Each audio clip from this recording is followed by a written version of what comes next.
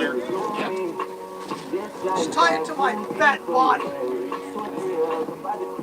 That'd be some shit. The tent fly out in the middle of the field.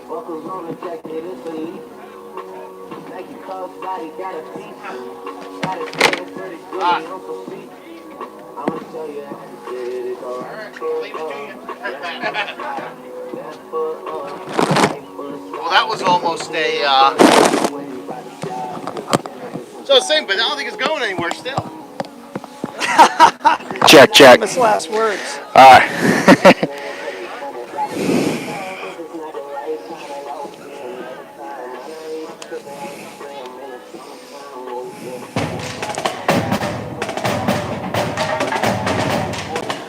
Text Dan and tell him we're going on at check 1 2. Oh, this is why. All right, there we go. Text Dan and tell him we're going on in 90 seconds. Check 1. All right.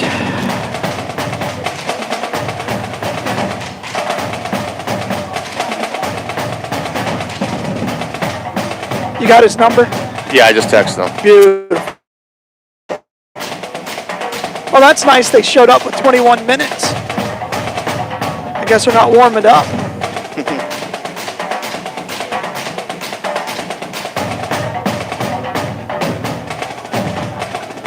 You should be able to see the live.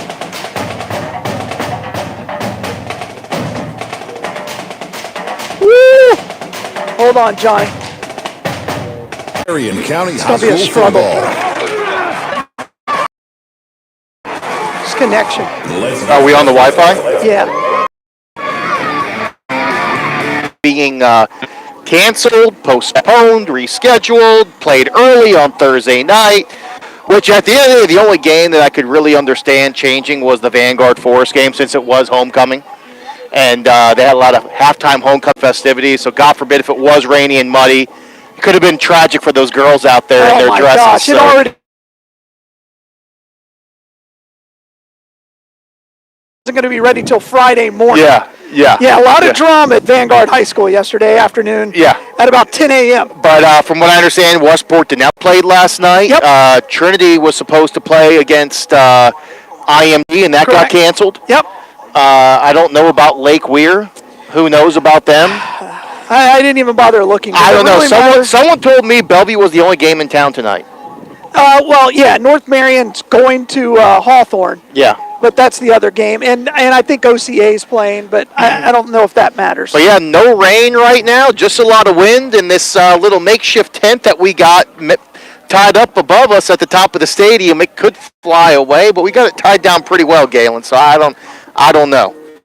Yeah, it's going to be fun night, Johnny. It's always fun with you. And again, for the second broadcast in a row, you've got like 2 pages of notes. Well, listen, I feel like you're becoming a professional. Well, I wanted to be a little bit professional tonight because this is the last week of the regular season, and we got the playoffs coming up, and we've got 5 football teams in Marion County that are going to the playoffs. Yeah. When is the last time we've had 5 teams go to the playoffs? I think it's been a long time. Last year. Did we? Because of COVID.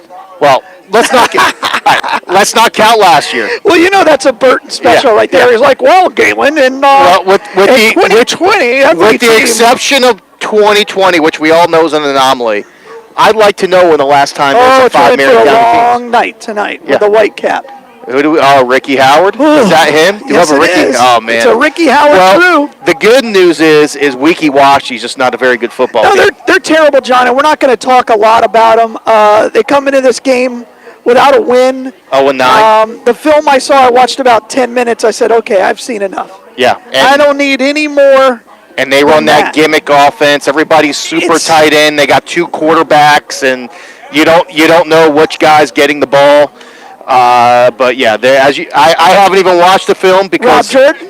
I'm going to take your word for it that they're not a very good football team. They're terrible. And in Coach Ackerman's defense, when he scheduled, this was actually the only game that he scheduled before this year.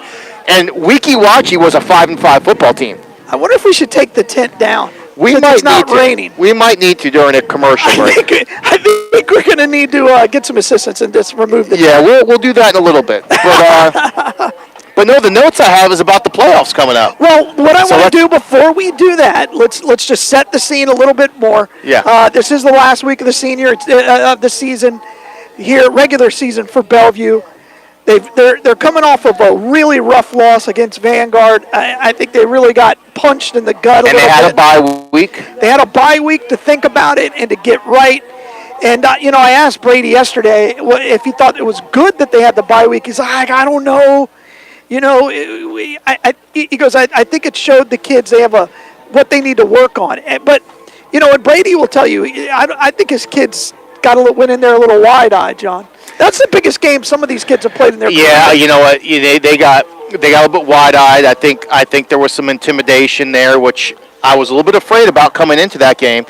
But the problem is, Bellevue went in with the mentality of that strike-first mentality, which Coach Ackerman was right about. We got to be the ones to strike first. And unfortunately, it was the other way around. Well, they had that great opening drive, and then it just stopped. It got halted by the interception. Right. And then from there, it was really Vanguard who struck first. Correct. And, and that's something that this Bellevue team, they do need to overcome. They need to learn how to overcome that adversity when they're down. Absolutely. They're not a football team who has necessarily, I think, been in that position, because for the most part, with some of the kind of low-end opponents they've had, they've never really been in that position where they've had to fight, with the exception of Crystal River, which they also lost that game. So the question is what do you do to get over that hump? When you're in close games or you're getting beat down pretty bad, how do you overcome that, and how do you fight? I don't know if I know the answer to that question. That's why I'm like an armchair coach on the weekends. Right, but that's a struggle for all teams, right? How do you develop? Character's a wrong word, but intestinal fortitude, guts. But a lot of that's got to come from confidence. Well, and if you want to be successful in the playoffs, you've got to be able to overcome that adversity. If you do, because that's when the competition's getting very good. So ultimately, if I did, and you're going, this team is going to go on the road. Yeah. They're going to have to face some of if I had an answer on how you do overcome that adversity, you'd be a public speaker. Well, no, but I think what the answer is you just have to get better teams on the schedule. Is what you do. That's correct. Because then during the regular, you can afford those losses with this new point system. Even if you lose to a team, if they're a really good team, they've got a good record, guess what? Your opponent's record now counts towards a third of what your points are, and the opponent's record is another third of your points. Your actual record as a team only counts for a third of your points. Correct. So, and I'm okay with that, because that way people will challenge and schedule better teams. But that's what Brent Hall used to do when he was the coach here. Brent Hall, he would always look at the schedule, and he'd look at the region, he'd look at the playoffs. He said, okay, if we were to make the playoffs, who could we potentially play in the second or third round? Right. And he would always schedule that team first game of the season. Sure. Now, we get our butts beat, but it helped us. Sure. For example, I'll give you the example. In 99 and 2000, first game of the year, we played New Smyrna Beach for both years. Correct. We lost to them in 99 at home, ended up not playing them in the playoffs because we lost to Merritt Island in the second round. 2000, we go to their place, we lose to them again, but then we play them in the regional finals at their place again, and we win, and we go to the Final Four. But in years prior, I think we were playing like Kissimmee Osceola first game of the year. So those are the things that you got to do, and from what I understand, Coach Ackerman is starting to beef up this schedule. I don't know if we're letting the cat out of the bag, but we already know who the week one opponent is, don't we? We do. Can we say it on the air? You could say it. Trinity Catholic. Yeah, and I think that's Bellevue will be playing Trinity Catholic the next 2 years in a row, week one. Well, and again, so many schools in this county are scared to play Trinity, and Trinity has been scared to play them. Yeah. I'll tell you this. Farmer has told me point blank. He goes, I'd love to play Trinity. Yeah. I would love it, because that way I would shut them up. Yeah. So, and he's absolutely true. All right, Johnny. Let's go ahead and start your playoff breakdown. Yeah. Let's start, and we're going to tease this. We're going to do it half, then we're going to go to a break, and then we're going to come back for the second half, because you can do. We'll talk about 6A first. 6A first. Go. 6A first. So 6A is where Vanguard and Bellevue both are, both in the same district. Both will be making the playoffs. So good thing there. Vanguard has the number 1 seed locked in at this point. Bellevue in the RPI rankings in this 6A Region 2 is actually the 6th seed. For those of you that don't know what the playoff format is you've got 8 classifications. There's 4 regions in each classification. Each region has 8 teams in it. Each region has a seeding of 1 through 8. Bellevue is the 6th seed. However, they will get bumped back to the 7th seed because St. Lucie, who is number 8 in the RPI, they are a district champion, so they get an automatic top 4 bid at number 4. So Bellevue's number 7, Heritage is number 8. Great thing for Vanguard at number 1 right now is they will get home field through the entire 3 first rounds of the playoffs. And they actually have an opportunity to have home field in the Final Four, too, if they make it that far. Yeah, that's correct. And again, Vanguard has been in that situation before. They were there last year. Yeah. They've been there many times, and that's been the bugaboo for Vanguard is that regional final. Is this the year they get over that hump? I think they get there fairly easily. We'll get to Vanguard in a second. Let's do it. What I am going to say, though, about Bellevue is even if Bellevue wins tonight and Heritage also wins tonight, because Heritage's strength of schedule is slightly better than Bellevue's, there is a chance that Heritage can jump them to the 7th spot. Bellevue pops back to number 8, which unfortunately for Bellevue would mean that they've got to go to Booster Stadium to play Vanguard round 1. And we were all at that last game. But I will say this. I think Bellevue would give us a better game next time around. I think once you get punched in the gut that hard, you prepare for it a little bit better. Not saying they're going to win or make it a close game, but I think they give you a better game. Yeah, and on the other side, Vanguard may say, look, we already beat these guys. They can overlook them very easily. They dominated that football game. They did. Now, if Bellevue hangs on to number 7, which is what they want to do, at that point they would play against Auburndale, who's number 2 seed. And Auburndale, by all accounts, is actually beatable. They're not that strong. They're playing a weak district. Lake Wales is the runner-up in that district. Surprisingly enough, the team that is probably the second best team in the district, Jones, they're the 3 seed, and they play Mainland, who is the district runner-up in that number 6 seed. And quite honestly, if Bellevue beats Auburndale, they'll play the winner of Jones and Mainland in the second round, which, that's where they're going to get some good experience, but unfortunately, I think that's where it does end for Bellevue. Well, and again, if you've never been to Jones High School, yeah, I would encourage you to go watch a football game amazing. there. It's amazing. If you're from the visiting team, when you're parking, they'll ask you, "Oh, where are you from?" If they don't recognize you, and whatever, if you say an out-of-state or another school, you park across the street. And the street is not safe. Yeah, but going further into that region, what it's looking like will happen is Vanguard will play the winner of the Mainland Jones game. Is what will happen for the regional. But Vanguard's going to have home field. I do honestly think this is the year Vanguard can get out of the region, go to the Final Four, and at that point they would play the Region 1 champion. I which just now realized you're playing I won't be here Friday. Oh no, why not? I'll be in Savannah. Oh man.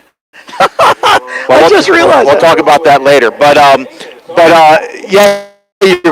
You're playing Region 1's a lot of the North Florida Panhandle teams. And at that point, it's looking like it's going to be Pine Forest. They're the clear favorite to win that Region 1. Absolutely are. But you still got Riverside, Jacksonville, Mosley, Tallahassee, Lincoln, Rickards. I mean, there's still some good play. But I think that Vanguard can win that, and they could eventually go to the state championship. So then you get to the bottom side. You go to Region 3 and 4. Tampa Jesuit, Region 3.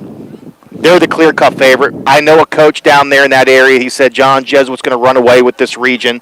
They're going to go to the state semifinals easily. And at that point, most likely, they would play the winner of the South Florida region, Region 4, which the 2 heavy favorites there are Dunbar High School and Naples out of the Southwest Florida region. So,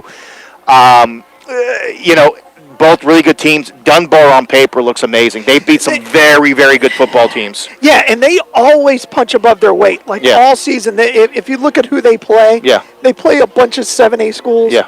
And they're tough, physical, and they always have 2 or 3 athletes. Yeah. So if I had to guess, if Vanguard did get to the state championship, the 3 teams that they'll most likely play is Tampa Jesuit, Dunbar, or Naples. And then it just becomes a seeding game. Yeah. Right, and again, Vanguard is very talented. their defense can carry them. The question is, can their offense, John? And that brings up something we talked about in the game last week. Who should be the quarterback? It's got to be Ronnie Gilchrist. You've got to play number 12. No disrespect to Fred Gaskin. He's an amazing football player. He's going to be a great football player. But I don't know if he's a quarterback. I think Gaskins knows if he's a quarterback. Let me rephrase it. He's not a quarterback. Yeah. He's an amazing athlete. He's a guy that you could put out there for the Wildcat if you want to run it every now and then. He could play some running back. He can play receiver. He's going to be an outstanding defensive back there. He's going to be a great kick returner, punt returner, you name it, okay? But he cannot effectively throw the football. And when he is in there at quarterback, Vanguard is too one-dimensional. Ronnie Gilchrist, on the other hand, he can sling it. He sits back there in the pocket. He's poised. He makes reads. And if you want to beat good football teams, you better be two-dimensional instead of one-dimensional. Yeah, and they got to get Rimbert the football. Yeah. Because that kid is special. Well, from what I Rimbert touched the ball one time, I was like, oh, my gosh. I mean, that was like his coming out party, I think. Well, if you watch him on film, he's explosive on film. So, I don't know. I got a couple more playoffs here. Keep going. We'll keep going. Keep going into the national anthem, John. Okay, so we got the 5A playoffs now, where we've got two more Marion County teams. Yes. However, they are in not only different districts, but different regions, being North Marion in Region 2 and, Denellen in Region 2 and North Marion 3. Someone at the FHSA, they failed geography and didn't know that North Marion and Denellen are pretty close to one another. 15 minutes into the broadcast, the first FHSAA shot won't be the last. Because I want to go on record. This is my last football game. FHSAA is a terrible organization. Just in case you want to record it. On the record. Email me, Galen@WOCA.com. Yeah. Hit me up. I don't care. What's her name? Ashley? Ashton Mosley. Ashton Mosley. Yeah. Feel free to give me a call. Maybe somebody will come out to your office tomorrow or Monday. Come at me. I don't care. You're a terrible organization. 5A Region 2. Headquartered in Gainesville, Florida. That is Denellen's region. Right now they're sitting at the 3. They do have a chance. They can pop to a 2 seed. The 2 seed being Rockledge. They do play against Cocoa tonight, who's an outstanding football team. If Rockledge lose to Cocoa, Denellen may jump them, they may not, I don't know. But the clear-cut favorite in there is Merritt Island, the number 1 seed. Merritt Island's just... Oh, they're an amazing team. It's a program. Yeah. Right? They've always been. But I'll tell you this, Denellen, they're going to try to get that 2 seed. Even though I don't think they get out of this region, and the region does belong to Merritt Island, they got to try to get that 2 seed, because they get a 2 seed, they get to play Leesburg first round. If they get the 3 seed, instead they play Seabreeze, who's not a bad football team. And this isn't the Leesburg of 4 years ago. This is not a very good Leesburg team. They lost Forest 29-6. Yeah. So let's move on. The region is North Marion actually won their district. With them winning their district, but also being the lowest seed of all the district champions, they are going to be the 4 seed there. North Marion's been playing some pretty good football lately. I like this team. I think Greg Carr has really turned that program around. Well, when we saw, despite how well they're playing lately, unfortunately, I do think it ends for them in the first round. Really? Interestingly, well, here's why, Galen. The number 1 seed in that region, per the eye, is actually West High School, who's had an amazing season. They're a one-loss team, but their only one loss happens to be a district game against Ocala, who they lost to in double OT. So because now Ocala's the district champion, they will now fall to a 5 seed despite being the number 1 RPI. The weather has taken a turn, Johnny. Yeah, the weather has taken a turn. No lightning, so we're playing this football game. Yeah. But it is blowing. But West Florida is the 5 seed. North Marion's the 4 seed. So unfortunately, North Marion's going to have to play them. And quite frankly, I could see either West Florida or Ocala being the champions of that region, or even Jacksonville Range. You can't underestimate them. No, They're you also can't, in the because region. they just have so many skill players. So unfortunately, I don't think we have anyone from the 5A classification make the state championship out of Marion County. County. Boy breaking out the beach umbrella. Yeah, look at that, the beach umbrella. Goodness, and the poor thing is the 3 ladies sitting next to them, they're just getting the reflection, the deflected water. And then the last team, Trinity Catholic. They are currently the number 1 seed, 3A Region 1. Their game against IMG was canceled, so I don't know how that's going to be good or bad for them in the RPIs, but assuming they do stay number 1, they've got a favorable path in their region. Most likely, they will play against FSU, Florida State University High School, who they've beaten some pretty good football teams. Well, they're good. They're like PK Young. They're the exact same school as PK Young, and so every 7 or 8 years, they've get some beaten kids. Wacola, Godby, and Jacksonville Trinity Christian. Wow. I didn't know they beat Godby and Jacksonville Christian. Yeah. So although they're also not the same football teams. This guy's got a foot, number 7. Jacksonville Trinity Christian is a 6-4 football team this year. But they will be making the playoffs in 2A. But they're always good. But they're always playing really good teams, too. Absolutely. They always play up. Yeah. So assuming Trinity can make it out of that region, which they can, I actually would say they're going to go to the state championship because Region 2, Lakeland Christian, not that great on paper. In order for Trinity to get that far, they have to get better play from their quarterback. Their defense and their offensive line is very, very good. Yeah.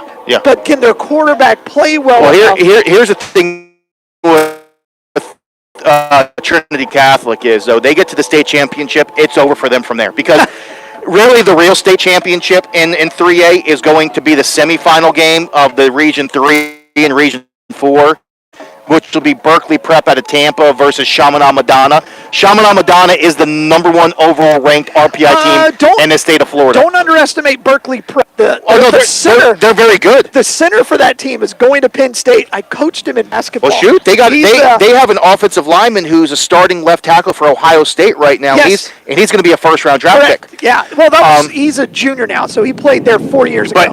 But all right, we're going to step aside for the national anthem, John. There we go. What did you want to tease coming up? Oh, no. Well, we're trying to hold this thing here, and I think we need to take it down.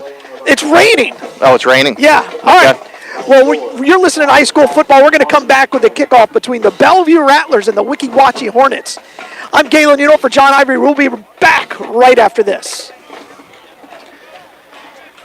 Well, you call 2 Men in a Truck, 352-289-0666. You need pros. Trained professional moving experts to do the heavy lifting for you. That's why you call 2 Men in a Truck, 352-289-0666. They care about your things as much as you do, and they do it fast and right. That's why you call 2 Men in a Truck, 352-289-0666. Visit 2meninatruck.com and get moving. 2 Men in a Truck.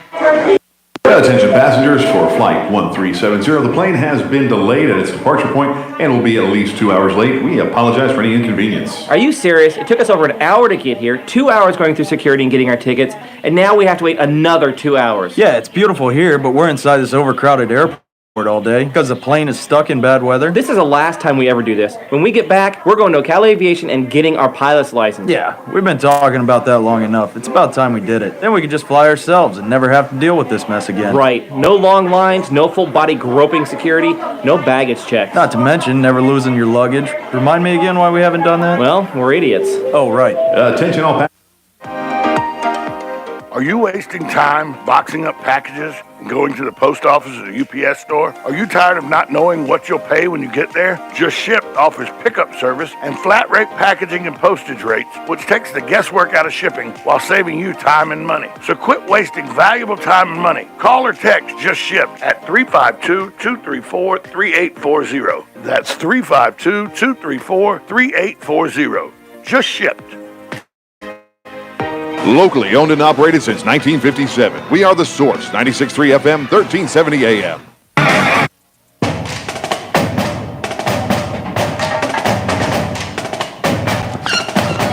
Because I'm such a professional, Johnny, I timed that absolutely perfect. So we're back from the break in the national anthem. We are back from the break. So, Johnny, what else do you want to talk about with the playoffs? Well, I think we were just kind of finishing up 3A there, but no, I think what I was ultimately saying is that, listen, Trinity Catholic, they're going to end up playing, if they do make the state if they can get past Florida State University in their region, I think they've got a clear path to the state championship. But unfortunately, they're going to get their butts whipped by either Berkeley Prep or Chaminade Madonna. I do. They probably lose. I'm just going to put it out there. If Trinity plays one of those teams, they're going to lose by 30 points. Easy. Again, for Trinity, and let's break it down for each of the schools that we've talked about. For Trinity, it's the quarterback play, right? For me, it's quarterback play because I think their defense is state championship level. They got a good defense. They've got good offensive linemen. They've got enough studs over there. They're missing their tight end, McCarson. It's too bad. And he was a good defensive player for them. He really was. He really was. North Marion, to me, is interesting. Again, they ain't just – if they can win one or two games, they shocked everybody by going to the state finals, 3 years ago? 3 years ago, 2 years ago. Just shocked everyone. Well, they won that big game against Jacksonville Trinity Christian. Correct. And nobody was expecting that. And it propelled them on. And so but the key for them is can they get enough play from their running back. The thing is they've got to be able to run the football, and they haven't done a good job. The problem with, and listen, no disrespect to North Marion, the way they finished this season after having a pretty bad, slow start, the way they finished is impressive. Sure. Okay? So I'm not trying to take anything away from them, but the reason I think they lose in the first round is they just got a bad draw. Well, they got a flat-out bad draw. In the morning, or maybe tonight, we'll get an update for that North Marion-Hawthorne game. That is a big game for North Marion. And Hawthorne's going to win the 1A state championship.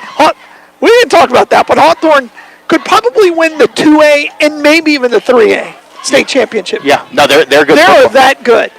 They're good football team. CI is just incredible. So maybe we'll get an update on that North Marion game. North Marion, and that's a big game. Well, that's a big game for North Marion too, because Hawthorne has a lot of kids on their team who are supposed to be going to North Marion. I've heard that, but nobody's actually told me which kid. Because one has the last name Mackey. Really? I didn't know that. Oh, yeah. Oh, okay, because he's pretty good. But they get kids from, like, Newberry High School and I heard they even plucked some kids from, like, Santa Fe. Oh, they do? Oh, yeah, Alachua. If you got talent, every other kid out there is recruiting you. And let's not even forget about some of these Gainesville by the way, teams. they're a football, and they're going to probably win the state title in basketball. Yeah. Well, and then you move up to 7A. Now, we have no 7A teams here. But Buchholz High School at Gainesville. They have no chance. You don't think so? No. Why would you say that, Dale? I'm curious. They're going to go against Jones, I think. No, Jones is 6A. Oh, I thought Jones was 7A. Who's the... We were just talking about Jones in the regional Bellevue and Vanguard. No. Dr. Jones. Dr. Phillips. Dr. Phillips. Dr. Phillips, sorry. Dr. Phillips is in their region. Realistic. Well, if they didn't make the state championship, they play St. Thomas Aquinas. Okay, you got no chance. So sorry. Yeah. Thanks for coming. Here's a T-shirt. That's not a football team. That's a Division II college team. St. Thomas Aquinas could beat probably several But they have the small number football one wide teams. receiver in the country and like the number 2 running back. Yeah. All right. The other team I want to talk about, Dunellen. Dunellen can get hot. Their quarterback play, we know about Trent Townsend. Trent Townsend's been a stud in this county since he was in 6th grade. They're the best wide receiver. L.J. Fitzpatrick. And I think they have a real chance of making a run. Well, they're another team like North Marion. They started slow, but really started playing well as the season progressed. And they had a signature win this year against Madison County. And don't underestimate that. And they started a little slow, but as you said, I think this team's got a chance. So we got the kickoff coming here. Well, Weeki wachee isn't even on the field. Weeki wachee is trying to figure out who's on the kickoff. kickoff They team. break the huddle. It's going to bother you. All right, so Weeki wachee is wearing the white. They are white and green. They are called the Hornets. And the Bellevue Rattlers, Johnny, thanks to the Booster Club, all black tonight. It's a good look. Blue numbers. It's a blackout. Yeah. Well, and to our viewers, we apologize if you don't get the best video stream. We'll try to move the camera as eloquently and delicately as we can.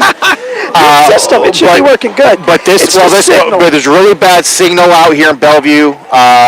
It's not the best. Look at a pole. Yeah, we are under a beautiful. We are under a tent. We've got a tent set up. Shout out to Coach Small. Yeah, Coach Small hooked us up because we got some misty rain going on. We can't be in there with Rob Jordan. No, we can't be in the booth because Rob Jordan will be too loud. All right, so the kicker for Weeki wachee is Kessemeyer. He puts his foot into it, and there's an offsides on the first play of the game. And one injury I will note for Bellevue High School, which Coach told me about, Andrew Langtot, wide receiver, will be out tonight, which means that number 7, Cedric Durden, Did he slip on your pull down? He'll be the guy that needs to step up. No, Langtot wasn't there. He's a junior, so he wasn't invited to the party last night. Your deck is incredibly slick. I don't know what you had. Some poor kid just ate it right in front of us. Like, what? Oh man! He slid by. I'm like, what are you doing? He goes, I fell. So for those of you that don't know what we're talking about, I don't know how many people know. I hosted the Bellevue senior football dinner at my house last night, and Galen crashed it. He's heard free food, and he was there in a heartbeat. I missed the gator tail.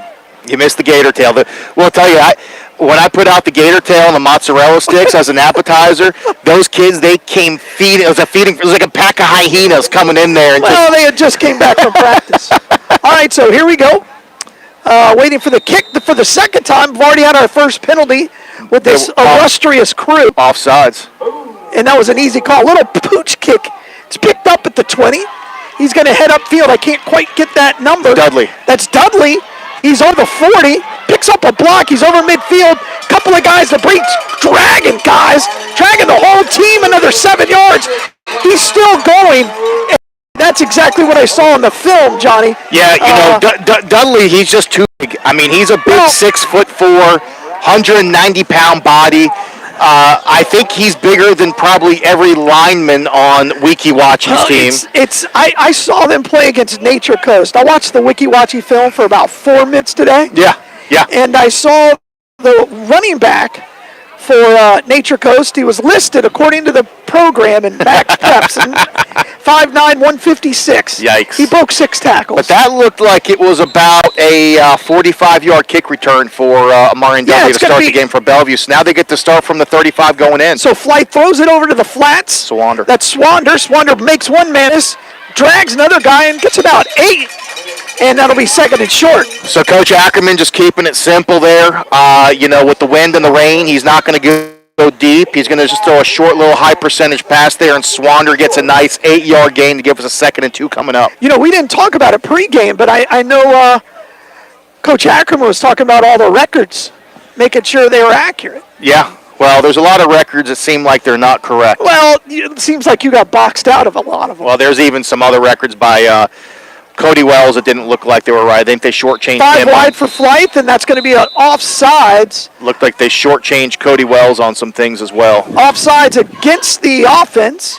That'll set up, off the defense. That'll be a free first down. I guess that was a neutral zone infraction because they, why'd they blow the whistle on that then, John?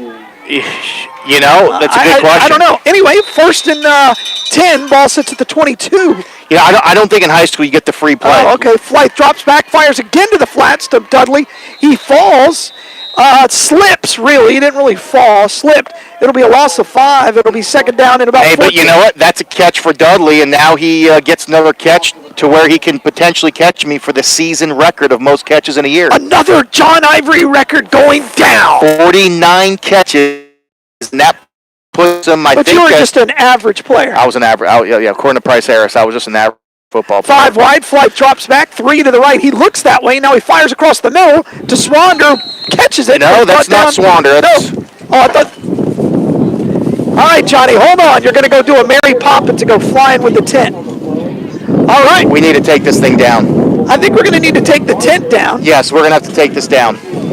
All right, so it'll be 3rd down and 11. Why don't you recruit some parents, Johnny, and see if we can get that done? But no, that was number 24, Caleb Harold, on the catch. A lot going on here. A lot going on. Back. We're back on the air, so touchdown for Dudley there. Amazing concentration right over his head.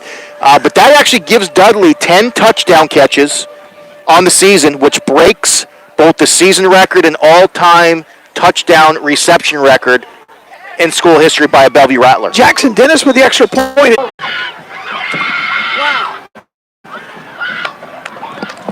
All right, we are back. That was dramatic.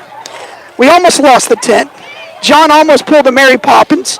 There was a pick 6 at the same time.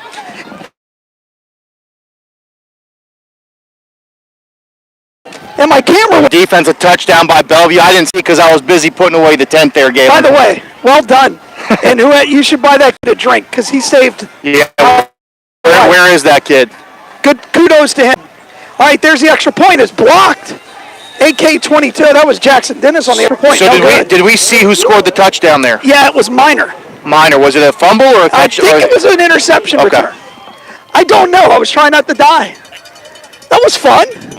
Live radio at its finest. All right. I blame the architects who built Bellevue High School that we don't have a press box to sit in. That's not large enough? Yeah. Well, again, the only good press box is Booster. Yeah. Wow, it's windy right now. Yeah, it's rainy. But this is what all the teams across the state apparently were afraid of looking at was... Well, we thought we had it figured out with the tent. And we had 20 pounds of weight. Then we added 2 concrete blocks. Rope. And it was still... It was moving. It was moving. I was like, oh, man. I thought we were dead. That's all right. We almost had a lawsuit on our hands. I know nothing. Well, now here we go. AK-22. He's going to put the famous pooch kick. Let's see what they do. I have lost all of my paperwork. Here we go. And no pooch kick. He just went with it. A high kick, and that ball's fumbled. Fell on at the 21-yard line. It'll be 1st and 10. Yeah, that was number 4, Sam Daniels. He actually fumbled the kick return, and number 2, go. I'm hoping you guys can hear us, but there's a timeout on the field. That'll give us a chance to reset. Going to have to hold the camera because the wind is just going to blow it if we don't. So that'll make it rough. Well, that's good that we got to hold the camera. I guess. It just makes it for an inconsistent signal. But, John, so far, if you're Brady Ackerman, this is what you wanted. Good start. Yeah. Strike first. Kind of put all of that Vanguard stuff behind you. That you do, and now you just got to pray to the football gods that the RPIs works in your favor, and you get the 7 seed and not the 8 seed. So, going to be. Is this just trash in here?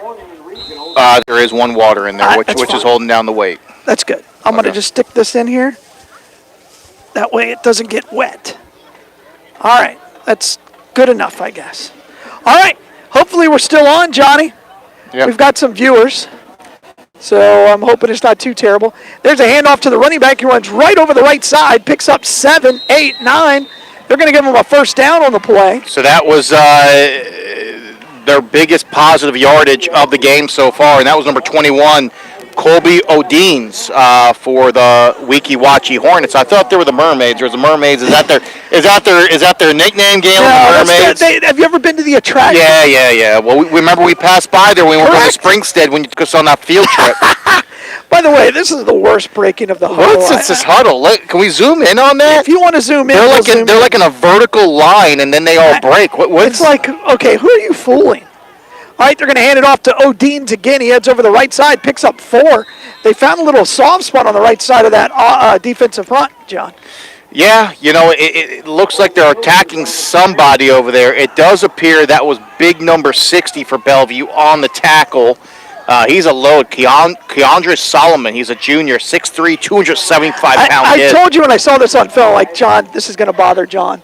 This huddle is killing me. It is killing me. Be a professional. I will tell you, they're running 2 tight ends, but he's really a tackle. He's a huge kid. He runs up the middle. He's going to have near a first down. Yeah. That'll be 3rd and short. Just a simple isolation play there. They pulled the guard from the weak side. He came up and isolated the middle linebacker there. So we're going to be looking at a 3rd and 1 situation for the Weeki wachee Hornets. Let's see if the Bellevue defense can step up here. That doesn't sound good at all. Why couldn't you be the Weeki wachee Wildcats? You know what I mean? Or something, or Wolves. Right? Go with some alliteration, then you could call you the WWWs. Maybe there's a lot of Hornets in Weeki wachee. Well, there's Hornets everywhere. It's a terrible name. Right?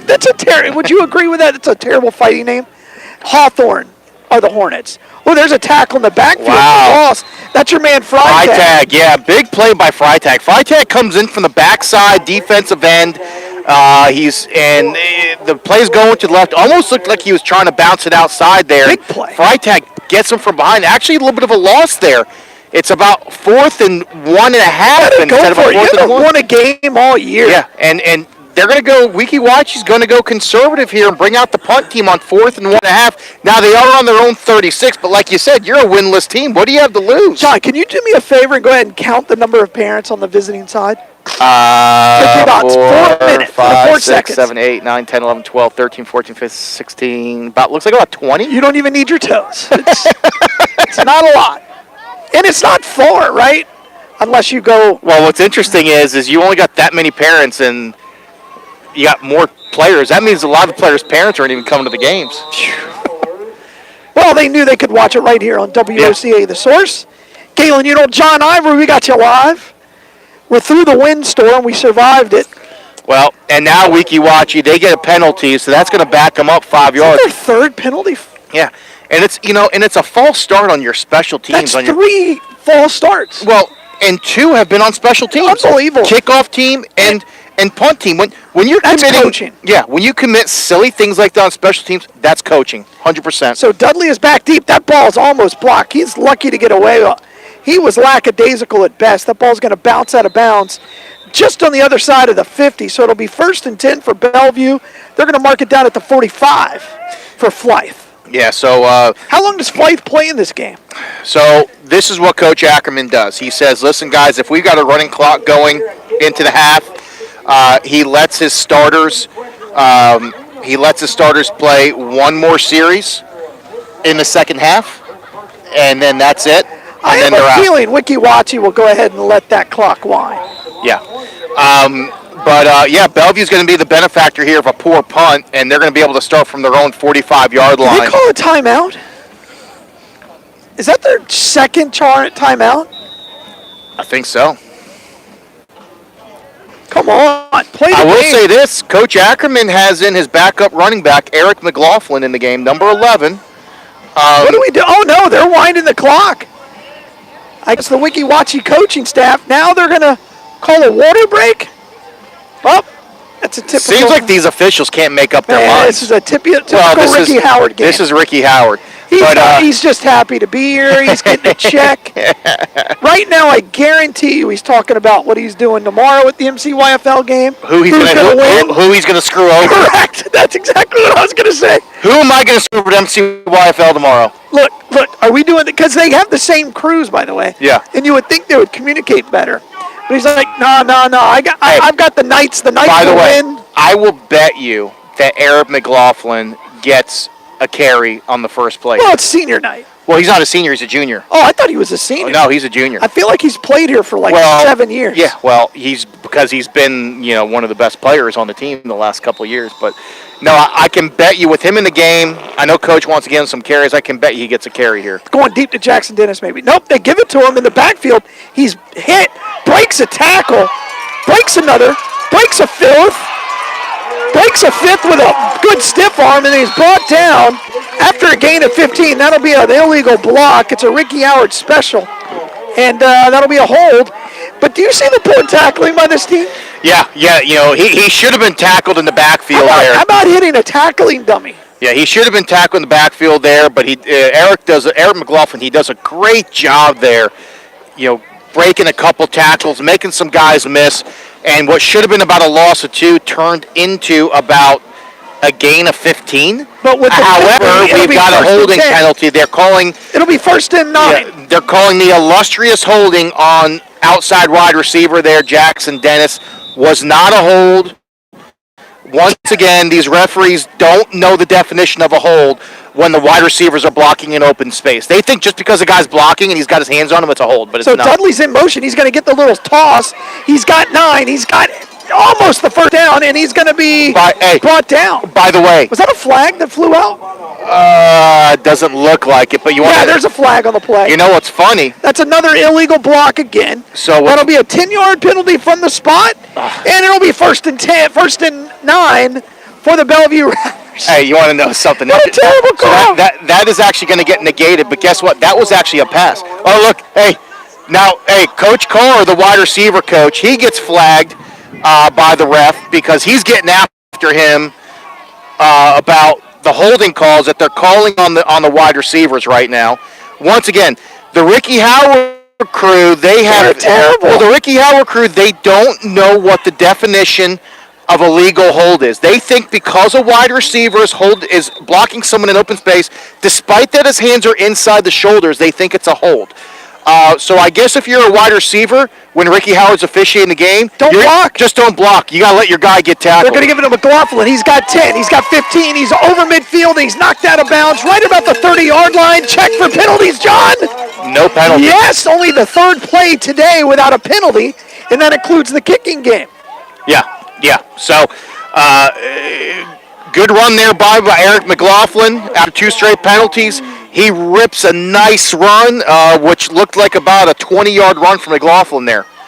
All right, and it's a heavy miss with lots and lots of rain. Fly fires over to the slot to Jackson Dennis, who's brought down for about a 7-yard loss. And I don't know where the officials are on that one because Weeki wachee clearly jumped off sides there. The guy was in the neutral zone. The ball wasn't even snapped yet, and they called no penalty on Weeki wachee. But let's call penalties on the wide receivers who are blocking legally in space. John Ivory, everybody. Follow him at John Ivory on Twitter. You think he's fun in the broadcast booth. Ride or die, John. Flythe drops back on the 2nd and 15. He drops way back. Now he fires a little flare route out to Dudley. Dudley's at the first down marker, makes 1 man miss, makes 2, makes the same guy miss for the 3rd time, and he gets a first down. John, this team tackles like Pee-wee football. Well, so they've got a 2nd and 16 there. Yeah, that's a slight to Pee-wee football. Yeah, 2nd and 16 there for the Bellevue Rattlers. Flag football? And they throw a deep crossing route across the field to Dudley, and he gets about a gain of 20 there and was making several guys miss. All right, Flight's going to hand it off to McLaughlin. He's got maybe 3 yards on the sudden. Hey, I will add this, though. That little jet sweep that they gave to Dudley was actually a reception for him because they flipped it up to him. Correct. Because that was his way of, that was Coach Ackerman's way of trying to give him some extra catches so he can break my season catch record. It's all about John Ivory.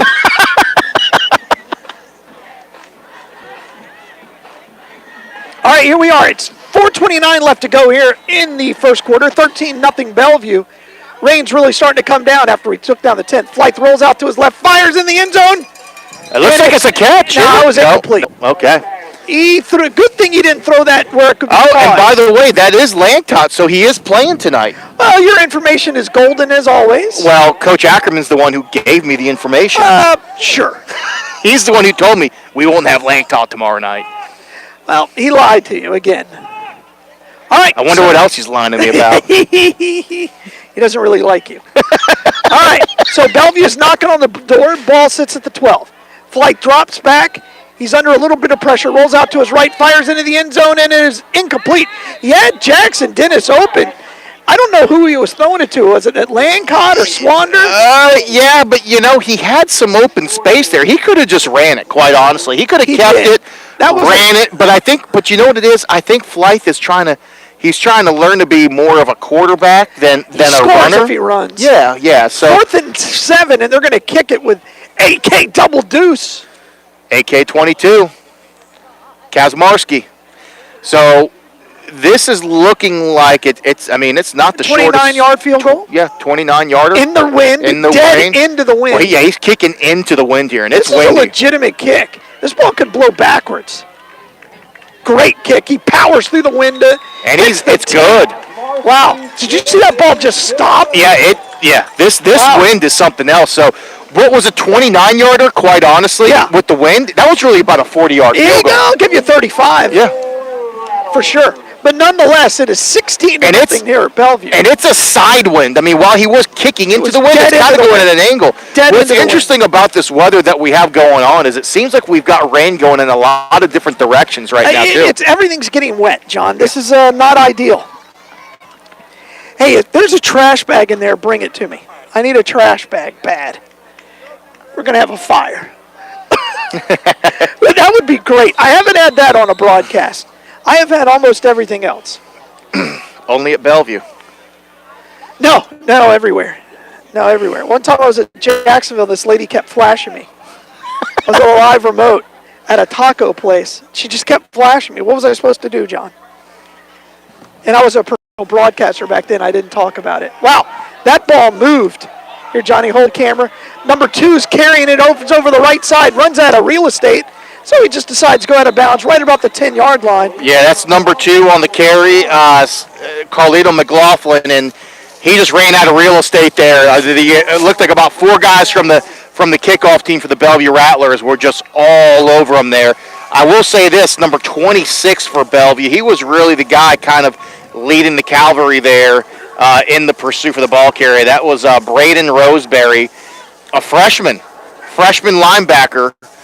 Number 26 out there on special teams making plays. So good for him. He's a guy that they probably moved up from the JV team once it was over, and he's making a contribution on the special teams for the Bellevue Rattlers. Well, and this is important for the next year for his confidence and everything else. All right, now I got to put my iPad somewhere where it doesn't get drenched. But here we are, 16-0. They're going to hand it off to the deep man. That's what was his name? I forgot. O'Deans, 21. O'Deans, thank you. Yeah, so that's going to give us about a 2nd and 6 situation for the Hornets. Yeah, I went on to Max Preps. Their roster is not even close to being right. So they're like a Vanguard with their Max Preps roster? Oh, Vanguard updated theirs this year. We got a flag now. It's another delay of game. This pre-snap stuff is just atrocious. What are they calling? Oh, they're calling taunting or something on the big lineman, number 77, Johnny. That's Keenan Hill. Keenan Hill, sorry. Keenan Hill was not happy. What was he doing? I don't know. He's a huge hunk of meat, though. That's a big boy. Like, he's not a side of beef. He's a whole cow. They're going to give him a 15-yard penalty. It'll be half the distance to the goal. You know, and this isn't good for Weeki Wachee. Now they're deep in their own territory, and this is a prime situation now where you turn the ball over. Defensive touchdown for the Rattlers potentially coming here. Yeah, you got to. We're at 16-0 now. Bellevue, 3:23 left in the first quarter. Let's see what happens here for the Bellevue Rattler defense. I think they come up big here. Again, they rotate quarterbacks here. Now they're going to give it to the running back, and that is Sam Daniels. He breaks one tackle. Well, that was up 6. That was actually it was a direct snap. So they were going with that 2 quarterback look. Oh my gosh, they gave him another penalty, I think. No. Ricky Howard is going toe-to-toe with this big old boy from Weeki Wachee, and I mean, he is a whole. They have some huge offensive linemen. Yeah. For a team that doesn't seem to have much of an offense, I guess he's plays. It looks like Tarzan plays like Jane. I'm more of a looks like Jane plays like Tarzan. That was funny, John. Feel free to laugh. 3rd and 7. 2-3 left to go. You're breaking down the Ricky Howard show. Well, I'm enamored right now by this huddle that they have, where they just line up in a straight line, and they look like they're confused as anything when they're out there too. It takes forever. Yeah. Direct snap, and he's going to have the right side. He's got right at the first down marker. Let's see where they spot that. I think he's going to be just short there, and that was our guy, O'Deans, yeah. Cornelius Bentley Green on the pursuit there to make the tackle for the Rattlers. They're going to say he's short, 4th and 1. You got to go for it here. Well, last time they were in this situation, they punted it, but that didn't work. It's literally 4th and inches. I mean, it's not even 4th and 1. They've been getting a yard when they needed a yard. Let's see if Freitag can make a play. By the way, it was good to see Freitag make a play. He didn't make many plays 2 weeks ago. I'll be honest with you. I'm not sure about that spot. I think we got a little bit of a break there, but I'll take it. I'll take it. Ricky Howard is consistently bad. I'll give him that. I told him that to his face. I'm like, you're consistently bad. He is the worst ref in Marion County. It's not even close. All right, he's got a first down. He's got a breakaway. He's over 30, up the midfield, and he starts to look behind him because he realized I can't run very fast. Yeah. So O'Dean, nice play there. He goes into the hole. He actually was about to meet a linebacker from Bellevue. It looked like it was Bentley Green. Actually breaks his ankles, gets outside for a big gain on 4th and 1. I think there's a penalty on this because Ricky Howard is talking to another offensive lineman, Nick McMurray. We Weeki wachee has been here for half a quarter, and they realize Ricky Howard's terrible. Well, they're like, who is this clown officiating? Oh, my God. But no, I mean, that looked like about, a 31-yard run there. Thankfully, Just over-pursuing. Yeah. Where was the linebackers? Nobody flowed to the ball. Well, the defensive back, number 12, Montavious Lightsley for the Bellevue Rattlers, he made the pursuit for the touchdown-saving tackle there. All right, so Carlos McLaughlin is going to be the deep running back, and that's going to be a false start. They did a direct snap to Rocco Orlando. And we have a second flag out there, so he's throwing, so we have a full start, and it looks 77 again. Another unsportsmanlike penalty. Oh, this is great. This is fantastic. Oh, and 77, he's Keenan Hill, mad. he may get thrown out of the game. He just took off his helmet. He may get thrown out of the game. Is his dad the coach or something? Well, I don't even have Kenyon Hill, 77, there we go. He has two numbers on the roster, 77 and 92. That way he could come back. He is unhappy. Well, no, I think he's done. He's throwing his helmet against his head. Well, I think he's done. Did he get thrown out of the game? Yeah, because that's 2 personal fouls. That's a Ricky Howard special, baby. So he's done for the game. He's 1:34 left to go in the first quarter. And yeah, he's hit. He took his helmet. He was banging his helmet against his head. Oh, I love you, Keenan.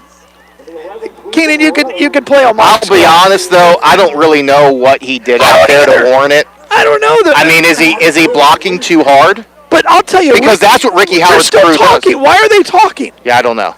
Now he's going to talk to the side judge. But that's what Ricky Howard's crew does. He's over there. If you're blocking too hard, it's a penalty. Come on, Ricky Howard, man. When I saw him walk on the field, I went, oh no. Well, the Weeki wachee coach is talking to him right now. Of all the people to do my last broadcast, it had to be Ricky. You know, I'm going to assume that Hill, maybe he's a senior. I feel terrible for the kid. If he's a senior, this is his last game. He just got ejected in the first quarter of his last game. He's a huge kid. I don't know. I don't think anybody on this team has got a chance. So now he's talking to individual players. I feel terrible for the kid. You know what? That bus ride home's terrible too. False start. Kid gets thrown out of the game. Ricky Howard's now going to walk over to the other sideline again and talk to the coach because he needs more conversation. All right, here we go. 134 as they line up in their formation. They don't do a huddle. What are we going to call that? Just the lineup? We'll call it the lineup. The vertical annexation of Puerto Rico is what we're going to call it. If Puerto Rico wasn't an island, that would work. All right, here we go. They're in that little wishbone with 4 guys in the backfield. Direct snap to the quarterback, I guess, Rocco Orlando. He's going to carry it for 2. It'll be second down and 12. You know, the problem is the game just stops with Ricky Howard. The flow of the game stops. There's no flow with Ricky Howard. You're going to be here longer than what you need to be. By the way, Ricky Howard just shut the you-know-what up. I mean, come on. No call game for he and the old man. No one wants them. Yeah. But I guess they have to send them somewhere. Yeah. I will give credit there, number 44 for the Bellevue Rattlers, Nick Dodato. He's the guy that made the tackle for the very short gain there by Weeki wachee. This will be the last play of the first quarter, the way Weeki wachee comes to the line. And they're going to go again to Rocco Orlando. He heads over the right side, brought down for a loss. All of a sudden, the Bellevue Rattlers have woken up, and McFadden has gotten them fired up. I know he was yelling at them. Yeah, great pursuit angles there. I think what's going on is a lot of these outside guys, they're doing a better job of staying home versus getting too quickly. That was a defensive back there, number 20, Jaquan Donnelly, on the nice tackle there for about a loss of 2. So you got about a 3rd and 14 coming up for Weeki wachee with clock stops because they went out of bounds. Yeah, it went out of bounds, so clock stops, 15 seconds. Jahari Baker is playing a little closer to the line too. He is flying to the ball, and that's helping a lot too. There's a direct snap to Orlando. Nope, that's the other guy. So that's Kobe O'Dean's on the carry. Yeah. He'll pick up 3. It'll be 4th and 11, John, and that will end the first quarter. And he's met by a host of defenders there to give a 4th down now. So punting situation coming up, end of the first quarter. Bellevue's winning 16-0. and it's been all the Bellevue Rattlers. Yeah, it sure has. And so we're going to step aside. You're listening to high school football. Maybe. Let's see if my tablet works. I think we're going to keep it here, John, because I don't think my tablet's working. Okay. All right, we're going to play a station ID. I don't even know what time it is. I'll just air it. All right, it stopped raining. Yeah, I appreciate the trash bag. All right, it is here at the end of the first quarter, 16-0. The Rattlers scored on their opening drive, and then they stalled, and they ended up having to kick a field goal. But they've also got an interception. I think it was an interception return. By Daryl Minor. Not completely sure of that because we were taking down the tent.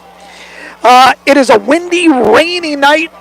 This is not like Florida at all, but fall is in the air. I'm wearing winter clothes right now. It's no bueno. I don't like cold weather. But you know what? You're used to it. You went to school at Mount U. Where we had lake effect snow and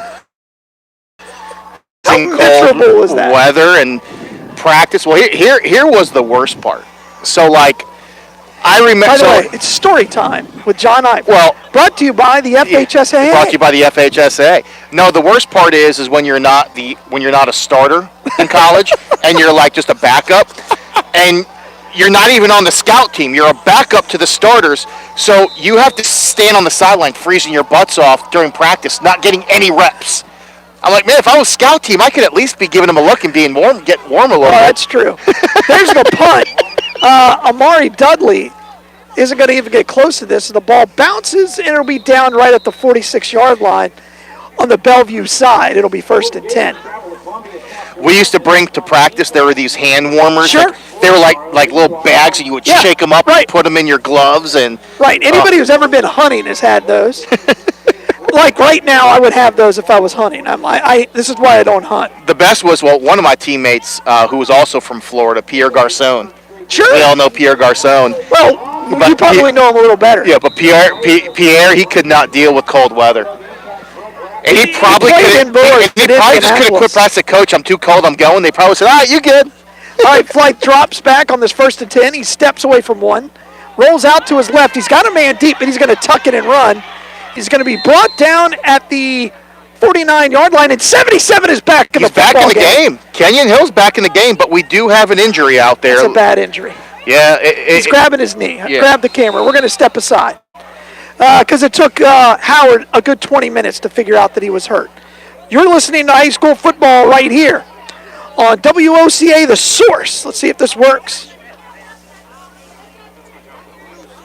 The plane has been delayed at its departure point and will be at least 2 hours late. We apologize for any inconvenience. Are you serious? It took us over an hour to get here, 2 hours going through security and getting our tickets, and now we have to wait another 2 hours. Yeah, it's beautiful here, but we're inside this overcrowded airport all day because the plane is stuck in bad weather. This is the last time we ever do this. When we get back, we're going to Ocala Aviation and getting our pilot's license. Yeah, we've been talking about that long enough. It's about time we did it. Then we could just fly ourselves and never have to deal with this mess again. Right. No long lines, no full body groping security, no baggage checks. Not to mention never losing your luggage. Remind me again why we haven't done that? Well, we're idiots. Oh, right. Attention all passengers for flight 1370.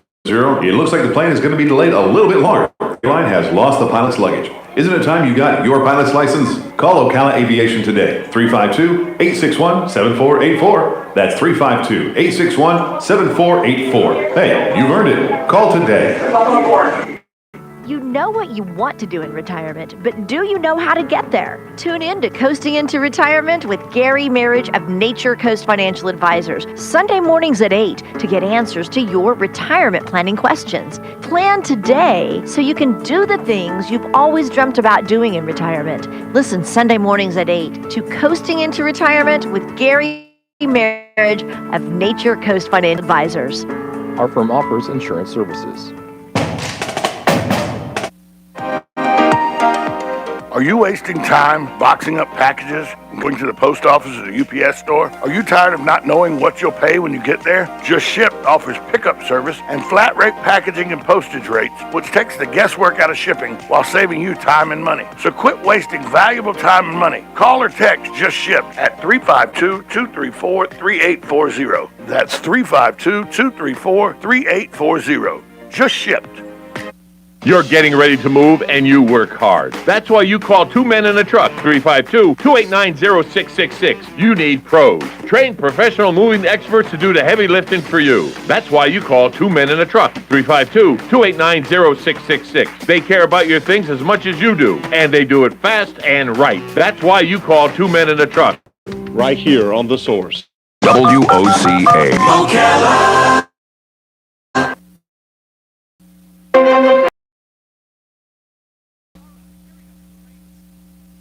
All right, welcome back to high school football. I'm Galen, with John Ivory. We're not as because this is a not ideal situation, John, but looks like they're bringing out the golf cart for the young man. Yeah. He's grabbing his knee area. We don't ever speculate because we're not doctors. Looked like a non-contact injury. Yeah, that's why I knew it was bad. Yeah, that's why I went to break. He was just pursuing the ball carrier, freak accident. Probably had to do a lot with the condition of the field. That's pretty soft and muddy out there. Yeah, it's Nick Santoro. Yeah. He's a defensive lineman, also plays on the offensive line. And at first we thought they were going to bring out the ambulance, and then, I don't know if it would have gotten through the mud. They put a stop to it because the ambulance probably would have got stuck, risk for some further injury. So it looks like they brought out the golf cart, but now the paramedics are bringing out the stretcher, and they're just going to wheel him. You ever tear your ACL? I have. It's overrated. It sucks. It's well, when I tore my ACL. It was called I think we called it a tight end belly pass, where you just ran like a deep 15-yard hook behind everybody, caught the ball, turned it upfield. It was about a 40-yard gain. I turned it up the sideline. I had one guy to beat, and he comes right at me, and I go to kind of stiff arm him. He goes low on me and just nails me right in the knee with his helmet. It was McGahee style is what it looked like. Oh, really? When they did it, yeah. Oh. I mean, even on film, it was gross. Do you still have the film? No. Yours is a much better story than mine. I tore my ACL trying to hit a 3-wood out of a bunker. The sad part, we're playing it back then it was called Turkey Creek. Now I think it's called Gainesville National. And this is when I played a lot of golf. And the sad thing is I'm laying in the bunker. And I knew it hurt, and I felt it. And I'm just laying there, and the guys I'm playing with are like, let's go, get up. They didn't even come help me. I had to roll myself out of the bunker. It was pretty sad. That is a pretty pitiful story that I would have kept it to myself, Galen. Yeah. I've had 3 knee surgeries. That was the worst. Well, Nick Santoro, number 55, he's being carted off there. Seems like he's in good spirits. He's moving around. He's in for a really long night. Yeah, and knee injury, and here's the thing. If he did tear the ACL, that is not an easy rehab. I mean, it's literally a rehab that can take you anywhere from 9 to 12 months to come back from. And your knee is never the same. I guess maybe and I don't know what class he's in, but if he's a junior or sophomore, unfortunately, with this happening so late in the season, this is something that's probably going to cause him to miss the next football season if he is an underclassman, unfortunately. If it is an ACL, we're guessing. We're not even doctors. We should be. We should be doctors. We should be. He'll go to Ocala Regional. He'll be in good hands there. He'll probably end up at Shands. Yeah. Maybe Dr. Cannon will work on him. Or Dr. Duke. Dr. Duke is pretty good. I know Dr. Duke. He has drained my knee once or twice. Is that one of the great feelings? Did he drain your brain too? No. Have you ever had your knee drained? No. Oh, it's fantastic. But I've gotten a cortisone shot. Oh, those are the best too. Oh my gosh. I've gone there. Can you please just drain my knee? I've had it where they took 2 syringes of fluid out of my right knee. Well, here we go. So the clock is running. The clock is running unnecessarily. It probably. Come on, Rob Jordan. Well, Rob's not the one controlling it. Come on. But it is his fault. Him? Good. It looks like it ran to 10:57. It should not have. It should be probably at like 11:15, I think. Okay. I'll go with it. But it sounds like they're getting on the guy head. Who even has the ball? Well, it's Flight's got the ball. It's it's 2nd down and 5 after the long injury break.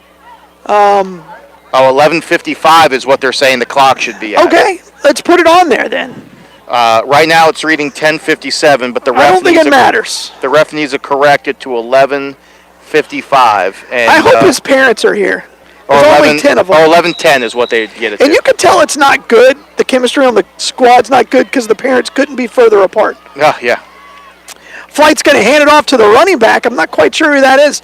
Made a couple of nice cuts. Hit the hole hard. Picked up 7. That's actually Jaheim Shannon. So Jaheim Shannon is a guy that got hurt against Crystal River. He was their number 1. He was ahead of Reed on the depth chart. Junior. He's their number 1 running back. He hurt his Achilles. He's been out almost the entire season. And now here he is back. Coach Ackerman is excited to have him back. He's got a little speed and a little shiftiness. Yeah. Flight's going to drop back. He's under all kinds of pressure. Breaks 1 tackle. Breaks 2.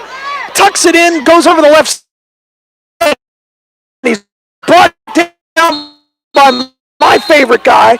So he's staring down the referee like, hey.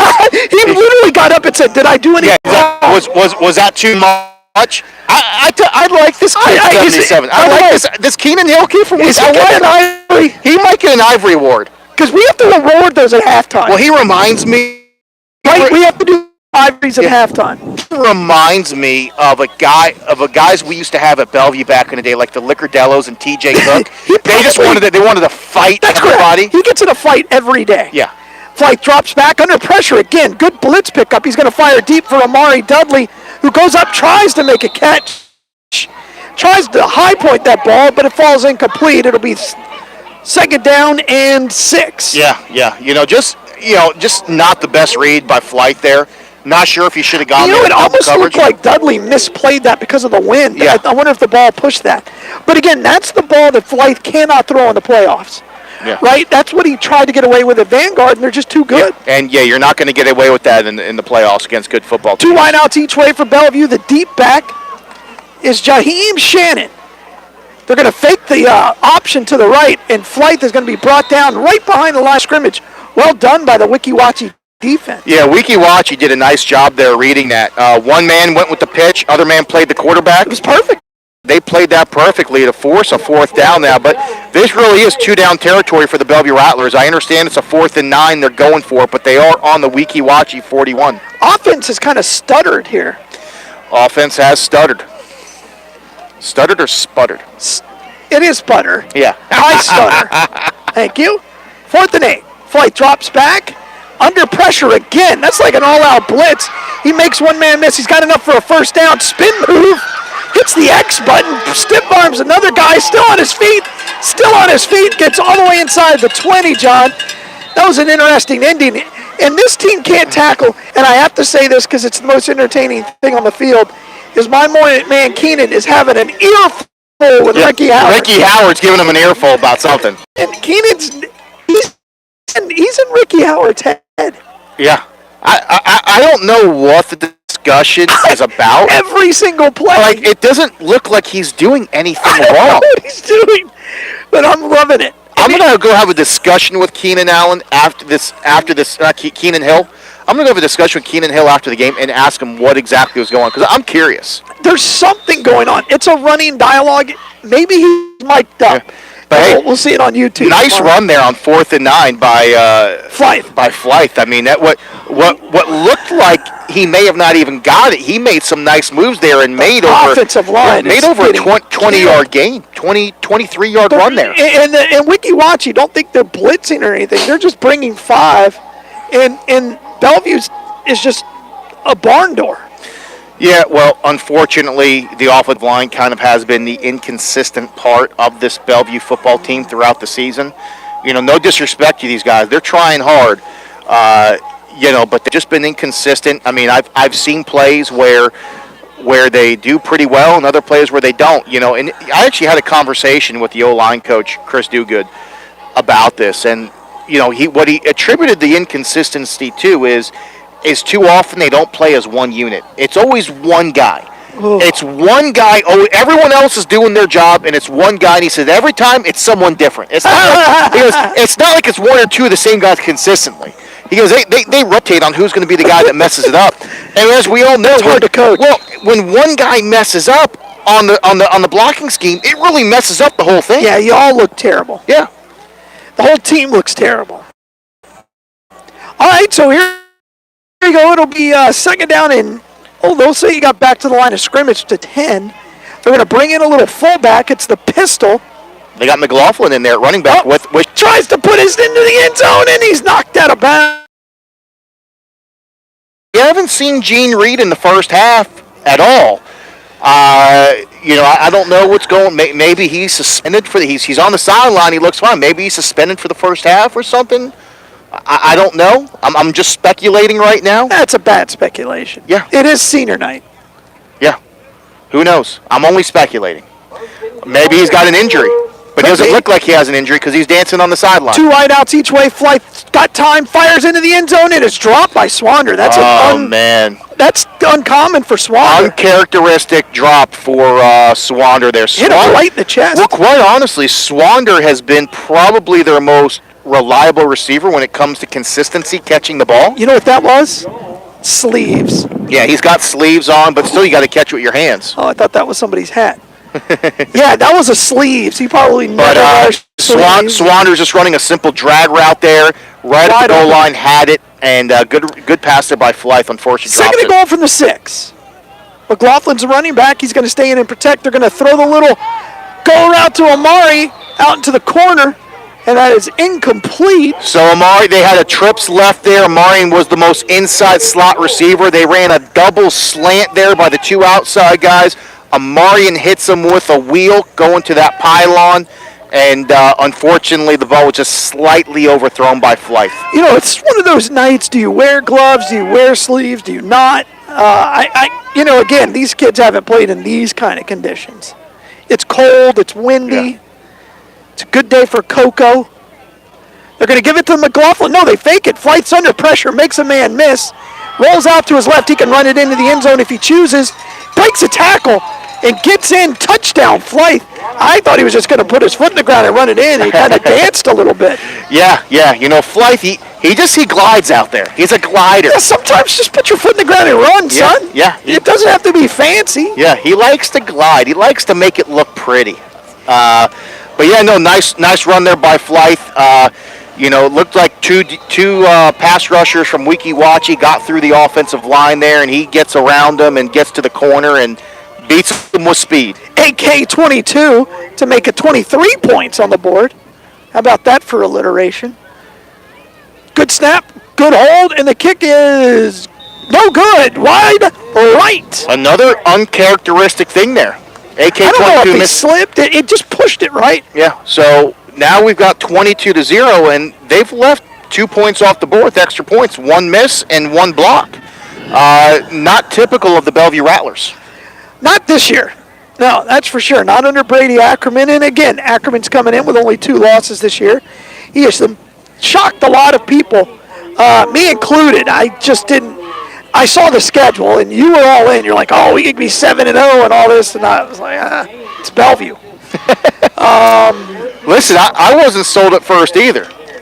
Well, you don't have to drink the Kool-Aid because you make the Kool-Aid. Well, yeah. Well, then Coach Ackerman wrote me in, and I started believing. No. You are the king of the culture. You are the cult leader. Well, I guess Brady Ackerman may be the cult leader. I don't think he'd appreciate that. But you're his right-hand man. If there's Kool-Aid to be passed out, you're going to pass. Yes. You'll even pay for the Kool-Aid. I will. I'll make it too. That's right. Just give me the ingredients. That's right. All right.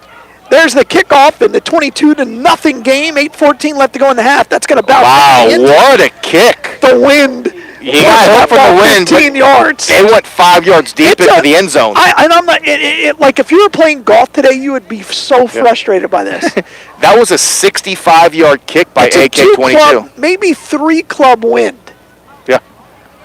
Right, I mean, it is a steady gust of 20 to 25 miles an hour. I don't mind this. I like this weather. Well, that's because you went to Mount Union.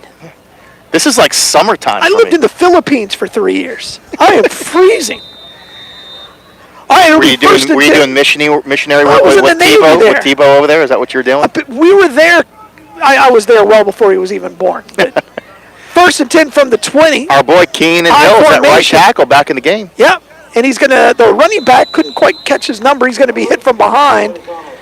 Yeah, And, I'm trying to catch the number there. It's 58 fry tag on the tackle there. So nice breakthrough in the penetration. Oh yeah. They're running an overload to one side each time are the Hornets. Well, and they don't even have true tight ends. They've got like they've got like tackles. They're going jumbo. What I think it looks like they're doing is they're going jumbo with a bunch of the linemen on one side, and then the tight overload to the right side. Yeah, and the tight end is on the weak side. Correct. Keenan is going to be the overload. There's a fumbled snap, and that's going to be. The ball's still loose? The ball's at about the 10-yard line, and I think that's just a fight. And it looks like Freitag comes out with a football. It'll be first and goal, Bellevue. You know, and that was just a result of, I think, Weeki wachee trying to be too creative there. They actually had only one offensive lineman to the left of the center, and that's where the pressure came from. They think by going jumbo and running it to that jumbo side, they're automatically going to get good yards. But unfortunately, you're still going to get pressure from the backside, especially when you only have one blocker to one side of the snapper there. So well, it looks like we do have an injury. It looks like the quarterback's down, and that's Darius Daniels. But we're going to step aside so the training crew can see him. Is it? No, it looks like it's someone else. I thought it was 13. But no, we'll figure that out. 10. We're going to take a break. You're listening to high school football right here on WOCA. The Source. You know what you want to do in retirement, but do you know how to get there? Tune in to Coasting into Retirement with Gary Marriage of Nature Coast Financial Advisors, Sunday mornings at 8 to get answers to your retirement planning questions. Plan today so you can do the things you've always dreamt about doing in retirement. Listen Sunday mornings at 8 to Coasting into Retirement with Gary Marriage of Nature Coast Financial Advisors. Our firm offers insurance services. All right, we are back alive here at Bellevue High School. The Rattlers are taking on the Weeki wachee Hornets. And number 10, Gio Martinez, the guy who was hurt, did get up and walked off on his own, so good news there. It was number 10. Good job, Johnny. You were on fire today. Too much on fire. Too much. I ate my Wheaties this morning. Is that what it was? Yeah. All right, so flight's going to be in shotgun, 3 wideouts to the left, 1 to the right. They're going to throw it to Dennis, and Dennis just... wasn't a good throw, wasn't a good route. Wasn't a good route. Jackson Dennis, they were trying to go. He had one-on-one coverage. He's going up against a corner that looks like he's got about a full 12 inches on him. That kid's small. Yeah. Jackson Dennis, he's a big kid. He's 6'3", 6'4", but he looked like he kind of stopped his route there. I don't think they knew what they were doing on that play. He stopped his route a little bit there, didn't go directly to the pylon. And they're going to give it to McLaughlin. Yeah, it's right up the middle. Breaks 3 tackles. Easy touchdown for the Rattlers. And there's a flag on the play. Flag. It looks like it's after the play. Someone said something. Come on. All right, that'll be an unsportsmanlike conduct. We'll see if the play stands. But McLaughlin on the touchdown. That's his first touchdown of the year. They're going to call that, is that offsetting? Did they personal foul? Was it post-play? It was post-play. I think the touchdown stands. Touchdown does stand, Johnny. It's 28-0 here. 7:14 left to go in the first half. Ricky Howard called that with authority, like Charlie LaRocco does. He's not LaRocco. He was a wannabe. Yeah, he's trying to get that LaRocco flair. All right, let's see if the AK-22 can get the extra point to make it 29. High snap, good hold. The kick is up and it's good. Little right again, but that'll make it 29. I will add this: AK-22. He's only a sophomore. Yeah. He's only a sophomore, so kid's got a foot. Well, people underestimate, how much of a luxury that is to have a kicker as reliable as that, and you get to have him for the next 2 years after this. Well, he'll end up at Trinity. Come on now. Don't say that. Don't say that. That right there is called a joke. And let's talk about it, because every team in the county, sans North Marion and Dunellen, well, even North Marion had it. Once they taste success, these kids think they can go somewhere else and get the notice that they deserve. Yeah. Right? You look at North Marion, they had their top 3 players went with Brendan Shipp. Yeah. Right? And then that team was terrible. Let's get that. They didn't go with Brendan Chip though. They went with the Villages. Well, they went with a certain individual who's in charge of the Northside Pride and is correct. Got a I don't know if he's employed by the Villages or what, but yeah, we can put it that. But anyway, it seemed like Westport had it happen.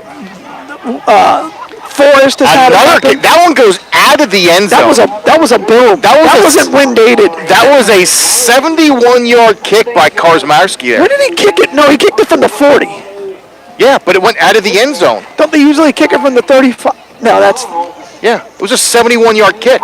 That was a boom. He's feeling himself. He's feeling the juice right now. He's probably going to go in and play defensive end now. He even shook McFadden's hand. Wow, what's that feel like? Well, I think McFadden told him, he's like, kick this thing out of the end zone. He didn't even shake my hand last night. Didn't earn it. Didn't earn it. As the kids were running around, racing each other. Kids, man. That energy is endless. Yeah. That dude's freezing. All right, here we go. They're going to run that little wing set with the 4 running backs. 2 quarterbacks. Another false start on the offense. Geez, this coach has to be livid. Yeah. Wow. Chris Cook is the head coach for Weeki, wachee.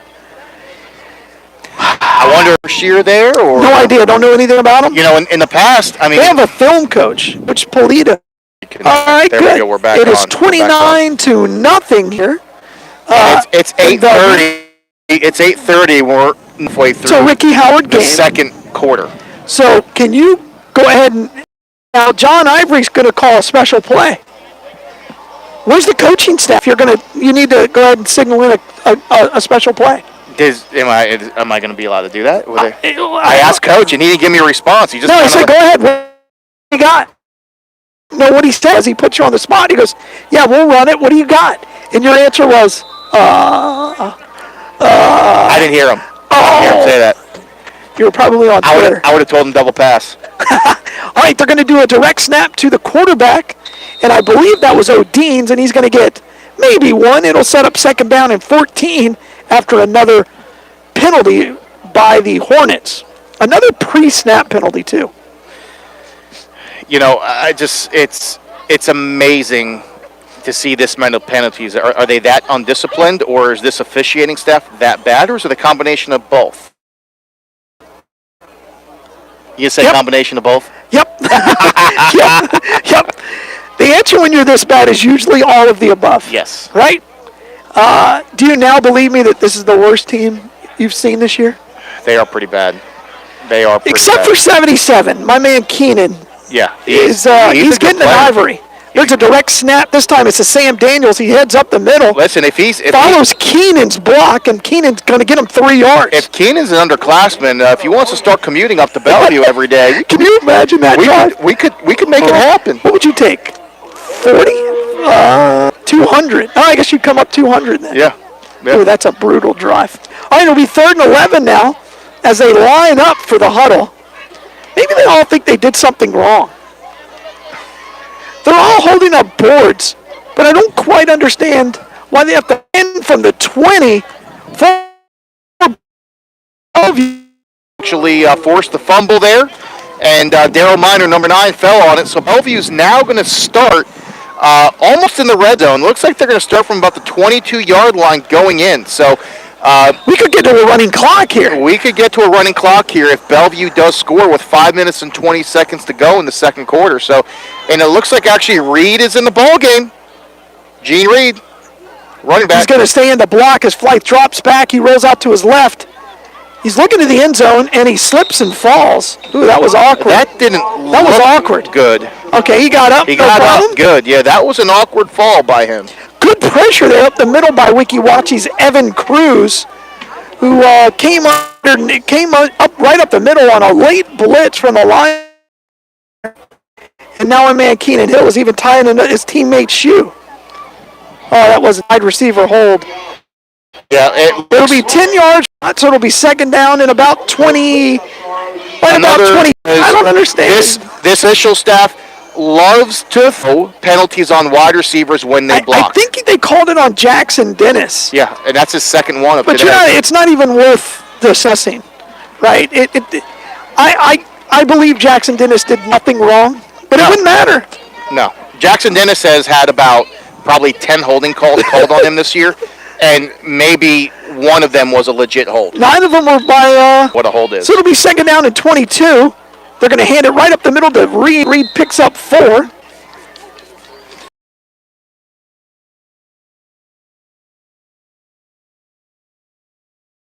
Penalties because officials don't know what they're doing. You throw him long here. You know, you're in 2 down territory. You don't need to get it all right away. Let's see if coach goes back to the screen here.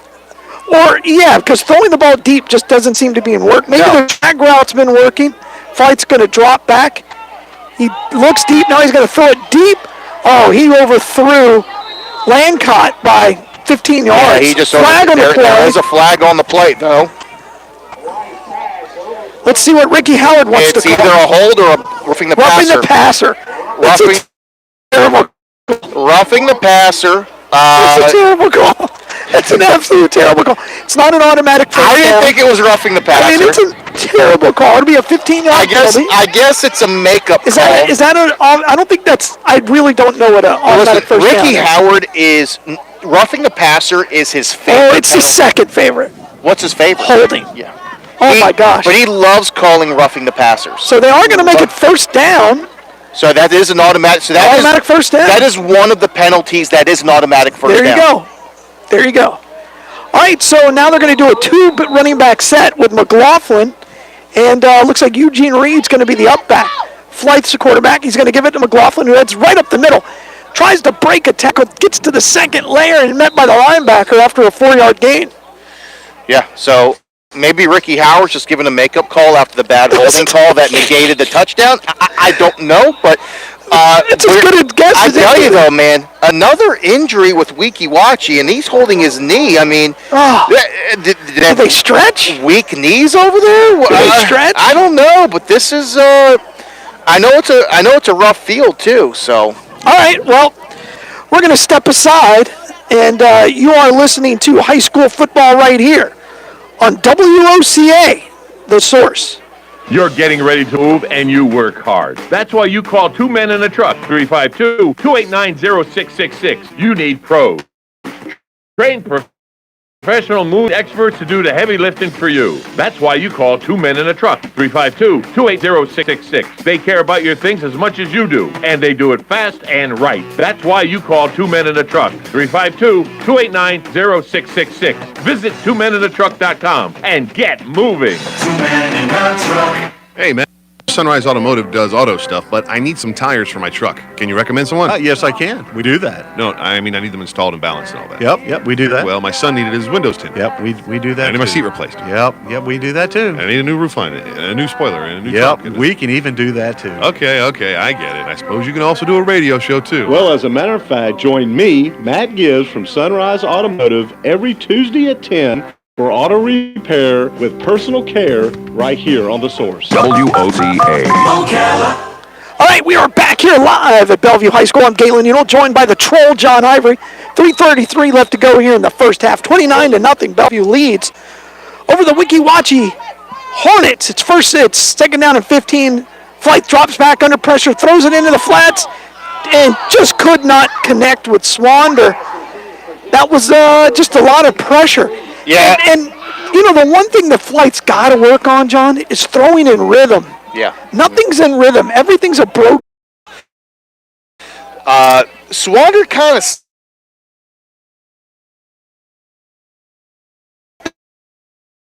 Stone maybe drags a guy, gets there inside the 5-yard line. It'll be first and goal from there. Yeah, so what was really a jet sweep was kind of a shovel because the ball did leave the hands of the quarterback. So that is actually technically a reception for Dudley and not a rushing play. How close is he to beating you?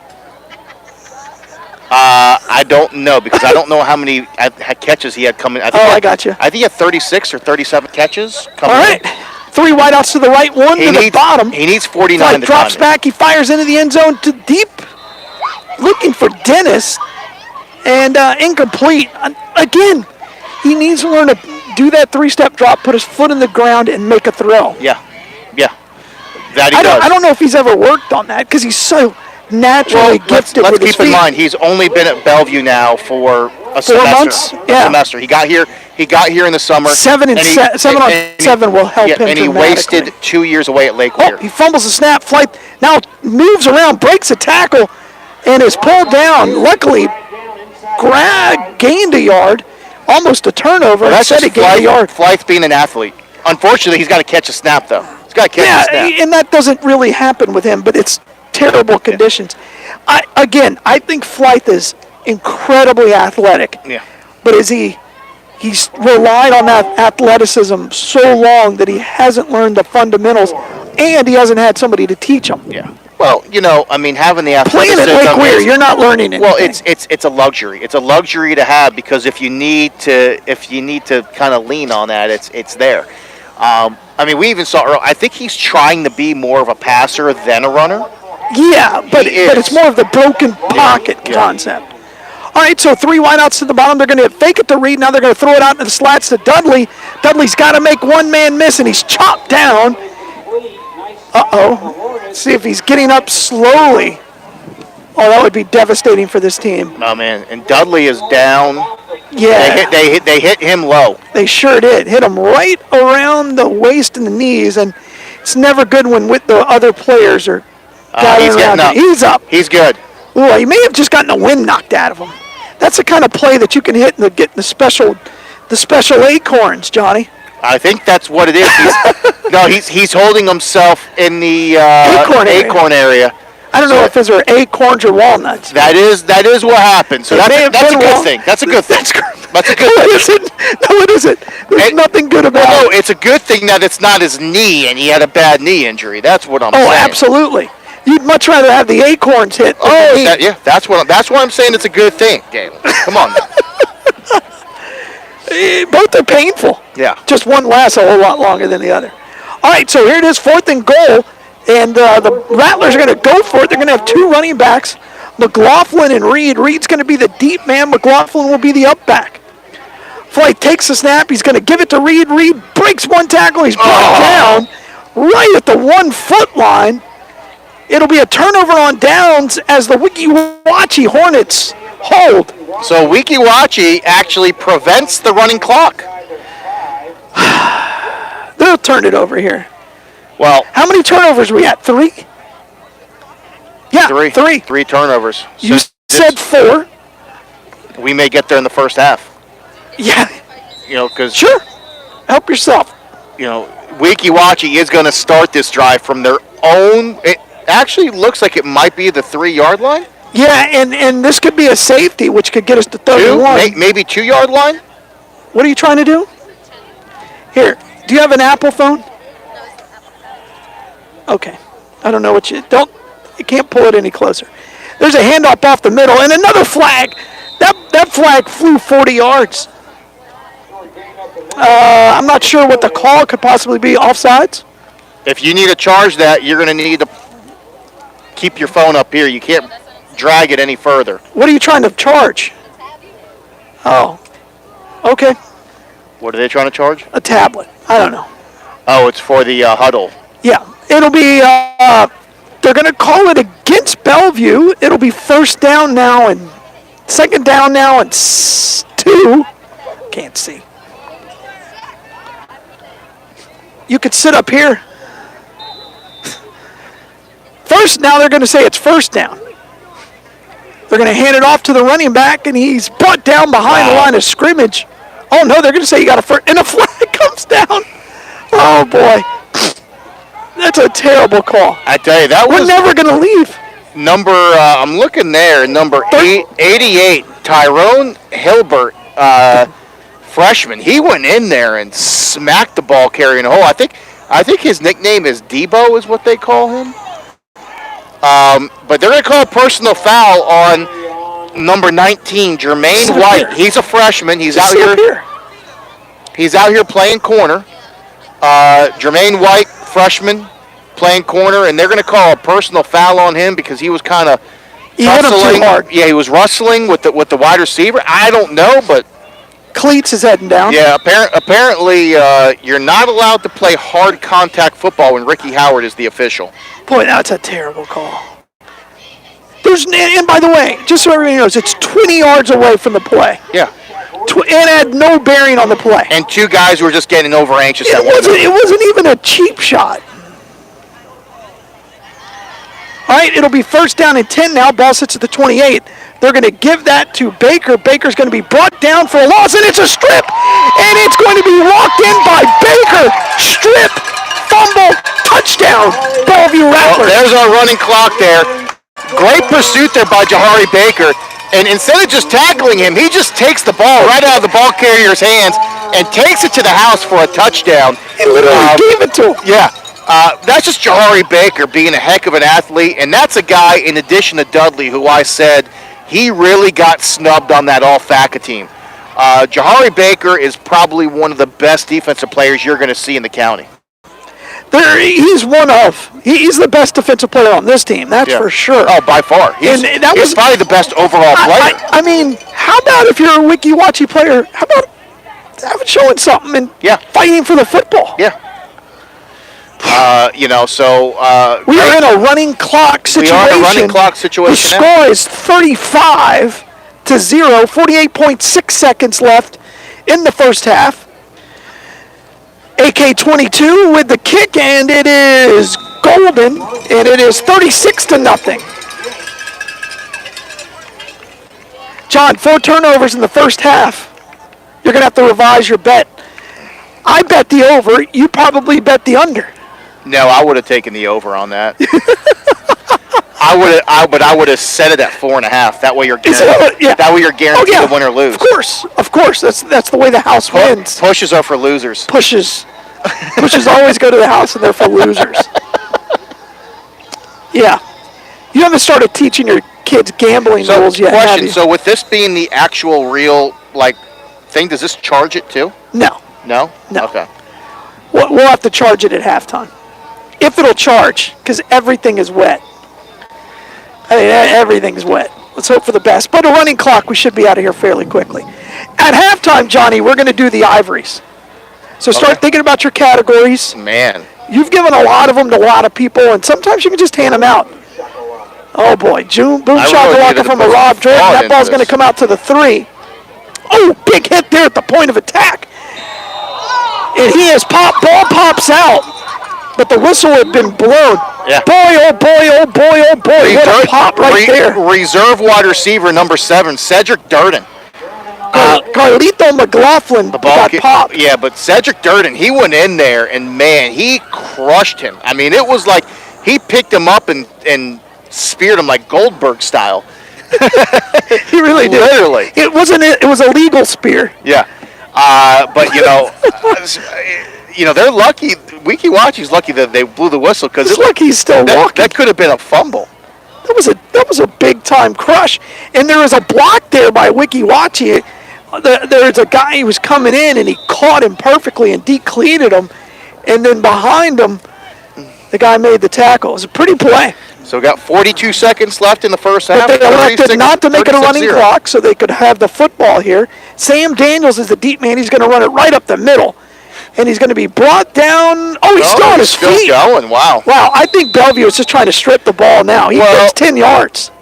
Well, and it looks like Bellevue That was O'Dean's on the carry. It looks like Bellevue does have a couple guys in the game who are typically not there. He's starting to You got to get a shutout tonight. Yeah, he's getting some guys in the game, but that was Jaquan Donnelly, the defensive back number 20, who made the tackle there. And here they are in that vertical huddle. God, it's terrible. I knew you'd love it. All right, and so they're going to give it to Daniels. Daniels heads over the left side. He's going to be brought down and slung down for a 6-yard loss. I tell you, that almost looked like that was going to be a fumble there. Daryl Miner, I mean, he's a guy that really caused that in terms of stopping the play. And then Jaquan Donnelly and a couple other guys. He plays hard for that linebacker position. They cleaned it up. Daryl Miner? Yeah. Yes, he does. Daryl Miner plays hard. He doesn't miss a lot of tackles. He does a lot of things right. All right, we're going to take a break, John, so you can talk about your ivories. Start thinking about them. We're start thinking about them, and we're going to put the phone down, guys, to charge it on the wireless charger. That does not mean that we are off the air. It just means that we are charging the phone, and you're going to listen to us talk if you want to talk. Well, and again, I please thank our advertisers, and that does start with Life South Community Blood Centers. They allow me to do this, and they don't really yell at me when I say things, which is awesome. But please, just get out there, get the wife, donate blood. And, of course, WOCA, the Martones, for allowing me to do this. They kind of just say, do whatever you want to do, and that's pretty cool of them. And I also want to thank John Ivory for hanging in there with me this year. All right, but we're going to be right back. You're listening to High School Football right here on Rob Jordan's favorite station, WOCA, The Source. You're getting ready to move, and Hey, you why don't work you play in the hard. steeplechase? That's why you call Two Men in a Truck, 352-289-0666. You need pros. Trained professional moving experts to do the heavy lifting for you. That's why you call Two Men in a Truck, 352-289-0666. They care about your things as much as you do, and they do it fast and right. That's why you call Two Men in a Truck, 352-289-0666. Visit twomeninatruck.com and get moving. 2 Men in a Truck. Hey, man. Sunrise Automotive does auto stuff, but I need some tires for my truck. Can you recommend one? Yes, I can. We do that. No, I mean I need them installed and balanced and all that. Yep, we do that. Well, my son needed his windows tinted. Yep, we do that. I need my too. seat replaced. Yep, we do that too. I need a new roof line, a new spoiler, and a new Yep, truck. we can even do that too. Okay, I get it. I suppose you can also do a radio show too. Well, as a matter of fact, join me, Matt Gibbs from Sunrise Automotive, every Tuesday at 10 for auto repair with personal care right here on The Source. WOC. Are you wasting time boxing up packages and going to the post office or the UPS store? Are you tired of not knowing what you'll pay when you get there? Just Ship offers pickup service and flat rate packaging and postage rates, which takes the guesswork out of shipping while saving you time and money. So quit wasting valuable time and money. Call or text Just Ship at 352-234-3840. That's 352-234-3840. Just Shipped. Locally owned and operated since 1957. We are The Source, 96.3 FM, 1370 AM. Welcome back to WOCA, The Source, the high school football game of the week. The Bellevue Rattlers are taking on the Weeki Wachee Hornets. A terrible fight name, I agree.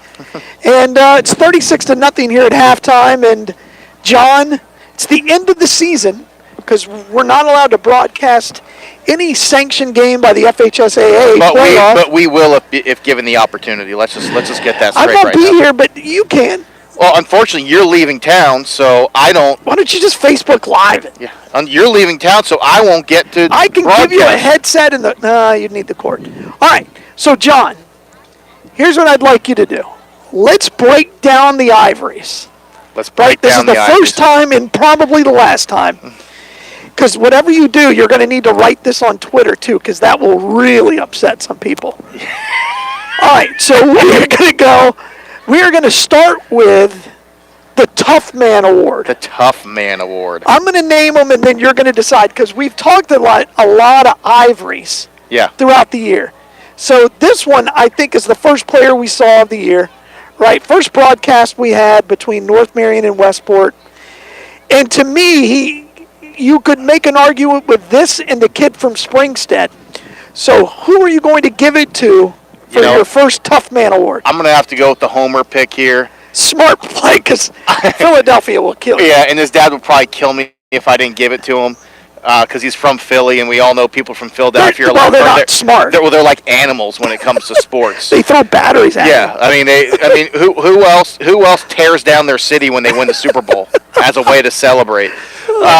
But we're going to go TJ Jingazon from North Marion, who not only is a tough man, my Tough Man Award, but he's also a heck of a player. He is, and we kid because we think the world of the family. I think he's just a great kid. He's a kid who loves football too, right? If you're going to design it, look, it's important to have kids like TJ in your program because they love football. Good pick. All right, go ahead. Next award. Okay. This would go to. I'm going to call this the Michael Strahan Award. Okay. Like best pass rusher. Oh, all right. You're okay. Okay. Oh, this is going to be interesting because there's a lot of candidates. You are really trying to upset some people. Yeah. So. Well, let's see who the candidates are first. Name the candidates. Tay Floyd. So Tay Floyd from Westport will be one. Jalen Williams would be another. Actually, no, who's number 32 from Vanguard? What's Riley? Tyreek? No, Riley. Oh, Riley. Number 30. Yeah, he's only a sophomore. Him. Brandon Freitag from Bellevue High School. But I'm going to go with my guy from Westport, Tay Floyd. I think that's a really good call if you're going to stay in county. You could put Jalen Williams in there. I was really disappointed by Trinity this year. They just have so many defensive ends. Yeah. That a guy I thought if he stayed at Forest would have been a legit D1 guy, but instead he went for some reason went to Trinity. It doesn't make any sense. My next award. This is my Hog Award. Oh. The Hog is the guy, the best offensive lineman up front. Okay. This is interesting. It's not a guy that we've covered at all this year, but I've seen plenty of tape on him. Oh, there's only one guy then. I've seen plenty of tape on him. So we don't have to have watched him. We have. But if we know the player, we know he's good. This is a no-brainer. But I'm going to go with Tommy, a.k.a. Bruno Kinsler from Trinity Catholic High School. And I'm going to tell you right now, not only does he look the part, but he plays the part. Okay? You got some offensive linemen out there that are big recruits, have D1 offers, and a lot of their offers are based off of their potential of being good. That's not the case with it. He's already good. Okay? And he's at a luxury there. He's only a junior at Trinity Catholic. He's going to have offers from every school in the country when it's all said and done. But my Hog Award goes to Tommy Kinsler. He'll probably end up at Clemson. I just threw that out there, but I heard there's talk that Clemson, Alabama, LSU, Florida. I think he's going to end up at Alabama. I think he's either an Alabama or a Florida guy. All right. I don't think he stays in state. And I do think Ole Miss and LSU are also in the mix. Oh, I do know Ole Miss is in the mix. Well, and his sister played basketball at LSU. Correct. Yeah. But Ole Miss, he loves Ole Miss. I do know that. I do know he had a great visit at Clemson, apparently. Yeah. All right. Next award. This, not Hog, but I don't know who. This is gonna be my Mr. Trenches award. Okay. The defensive lineman who just he's not gonna be great in the stat column because he does his job. He does what clogging the holes, taking on multiple blockers. All right. But he also, he gives great penetration. He makes things happen for the rest of the defense. Sure. This could even be called the Mr. Selfless Award. You can call it whatever you want. It's the John Ivory Award. It's going to be called the Selfless Mr. Trenches Award. I love this. Is going to my guy from Vanguard High School, number 51, DeJon McBride. Ooh. Wow, you went kind of off board there. All right. He is a force. Another guy, only a junior. Yeah. And a guy that got snubbed from the Alpaca team. Well, there's a lot of guys that got snubbed. Yeah. He was a no-brainer. Yeah, all right. Not only was he amazing against Bellevue, but I watched plenty of film of Vanguard on tape, and I tell you what, he was pretty dang good. He's very, very good. Well, he stood out to me on tape. He stood out. Right. So here's I'm going to go off board. I want you to give me your Offensive Player of the Year. John Ivory, Offensive Player of the Year. Because this is tough for you. Because I think I know who it should be, but I'm going to see who John Ivory picks. Go ahead and give me the candidates first, if you will. Ooh. Okay. We'll start right here. I'll give you the easy one. Amarian Dudley, and even Ernest Flythe. I think you go with Dudley. You can go either way, but let's go Dudley with Bellevue. I think if you go to Vanguard, you got to go with Betterson. Have to. If you shift gears over to Denellen. Yeah. You got L.J. Fitzpatrick, who quite honestly did not really put up the numbers. No, You know? they played a different style this year. Well, but they depended on him to do so much. Sure. And I've got an award for him in a little bit. Oh, okay. Okay. I don't really know any big kind of offensive players anywhere else, though. I mean, in the area. I could be wrong. Well, yeah, that's the thing. It's been a weird year for offense. There's no really big number guys. No, there's not a guy who's just explodes out. If we're basing, there's no Rucker, right? There's no Rucker. There's no Jamarian Samuel. Correct. No one, like you said, no one really sticks out at you. But I'm going to go with Marion Dudley. Yeah, on this one. I think that's an easy pick. Yeah. You look at the number of touchdowns. 10 touchdowns now in the season. 10 touchdown catches, which is a school record. Absolutely, and I'll save this for your last pick. Will be the MVP of this team, of Bellevue High School. But I think that's a fair pick. All right, defensive player of the year, much more difficult. Because there's 4 guys on Vanguard that nobody would argue with. All right. Go ahead, because let's name the candidates. Let's name the candidates. We'll start with Baker here in Bellevue. We'll start with Baker at Bellevue. Tate Floyd, but Tate Floyd got shut down the second half of the season once offenses figured that out. You got Tyreek Hickson over at Vanguard High School. Jalen Williams. You got Jalen Williams. You even got Senko. I'll be honest with you. That's my play. I'm going Senko on this one. Senko is my defensive player of the year because he's kind of an unsung hero in a way because he's not. You look at his stats and it doesn't jump out at you, but it's because nobody's passing at him. He's scary. No one wants to throw at him. And you saw what happened the one time Bellevue threw at him. He almost takes a pick 6 to the house the one time they throw at him. He's scary. I mean, I would say he gets 2 awards for me. Oh, he's defensive player of the year, and he gets my Deion Sanders Mr. Primetime award. Oh, okay. Oh, I wouldn't have given that to him. I give that to my lockdown. He's my lockdown guy. Yeah, but Prime, I guess. I mean, yeah. All right. Again, he's scary. Yeah. Like if you're an offensive wide receiver.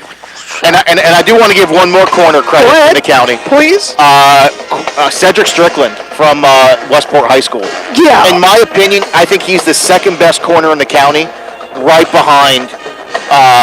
Bert's there. Bert, yeah, you're right. My mistake. Bert, we forgot about Bert. Bert is 1A, 1B with Senko up there. I still take Senko. I think Senko with that Vanguard defense, but Bert would be incredible. Yes, but right behind Bert and Senko, you got Cedric Strickland from Westport High School. He's a phenomenal talent. Absolutely. And he's long. He's 6'2", long body. Quick. Yeah. He's got some skills. Next award. Yeah. This is my Mr. Everything. Okay. This is my guy. You know what? Quarterback gets hurt, you can put him in at quarterback. You need a kick return or a punt return, you put him in. You need him at running back, receiver, you can do it. You need him at DB somewhere. I got you. He does it. Let's say. But he's the guy that, in my opinion, has been the best player in Marion County in the last 2 consecutive years now. Yeah, it's no doubt. L.J. Fitzpatrick, Denellen High School. I love that kid. And if you were building a team, like right now, if we were to draft football players, he'd be our number 1 overall pick. Yeah. Right? I think Bert would be 2. Right? I mean, we could do that. Sanko would probably be 3. Like if I'm starting a football team. Yeah. You can win. You can win a lot of football games with 11 LJs. Yeah. 100%. On the field, off the field. I think the world of the kid. I've known him since he was 5. He's just a great kid, and he works his butt off. Good basketball player. Fun to watch. Yeah. So that's a good call. I was going to give you now let's go to the Bellevue MVP. Are you ready for that, or do you have more awards? No, I think we're good for that. Bellevue MVP. You know, I'm going to go off the reservation here a little bit. I think the obvious pick is Dudley, but I got to go quarterback Flythe. I think Flythe is the straw that stirs the drink. Yeah. Right? Yeah, it always starts with your quarterback. I was going to say that or Baker. Well, I'd say Baker's probably the defensive end. Are we going offense or no, just going one overall MVP? It's either that or AK-22. You know, it really could go either way with Baker or AK-22 or Flythe. You know, here's the thing I like about Baker, though, is, you know, he's a kid that came over from Trinity Catholic. You know, I'll be honest with you. I mean, there were some coaches over there that didn't have the best things to say about him. But that, you know, that happens. Yeah, you know, and because they fall in love with the next recruit. Exactly, and he came here, and you know, Coach Ackerman said, "John, I love this kid. He's like the model citizen. Like, he's a leader. You know, he loves him. You know, so maybe he just wasn't a good fit there. Who knows? But you know, where he wasn't maybe so highly spoken of, here they love him. Yeah, and I think that speaks volumes about. And by the way, that happened to Trinity a lot. Because Trinity, and by the way, that's what happened to Jalen Williams and Tyree Kickson, because Trinity falls in with the next guy. Yeah. Instead of worrying about their own guy. But is that necessarily a bad way to do it? Because if you don't think somebody's cutting it next up, right? I mean, it's not next up. They just want more. Yeah. Their pantry, they want it more full. Yeah. And I think that yeah, I mean, John Brantley's a proven winner. I'm not taking that from him. I mean, look what he did at Bellevue. Well, and John Brantley's mindset is he's not here to win district championships. He's here to win state championships. Correct. Absolutely, and that's the expectation. Yeah, that's his mindset. That's the way he coaches. You know, John Brantley, he loves to always say this too. He says, you know what? He's not talking about Marion County. He's talking about Ocala, because he's going to exclude Denellen out of this. But he always says, you know what? There's only been 4 state championships in Ocala, and all 4 times a Brantley's been involved. Correct. He's not wrong. 74, 75 Forest. Then the Trinity Catholic football team when his son Johnny was the quarterback. And then, again, I think in 2010 when he was the head coach when Johnny was gone. So... yeah, it's nice to leave out the Dunellen teams, but Dunellen did win 2 state championships back to back when Ernie Mills was there. Correct. So yeah, it's kind of convenient. I don't have the last one. You want to give Coach of the Year? I think it's Brady though. Coach of the Year. That's a no-brainer. Brady Ackerman taking a team that's won 1 game in 3 years to an 8-2 season. So and a playoff berth. And I don't care what the schedule looks like.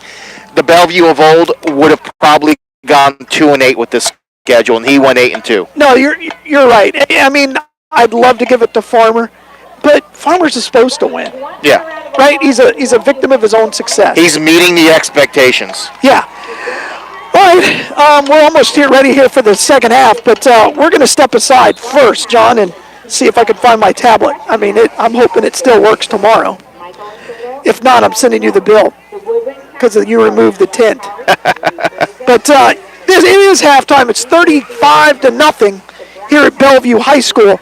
And we'll be back with the second half kick right after this. You're listening to high school football on WOCA, The Source.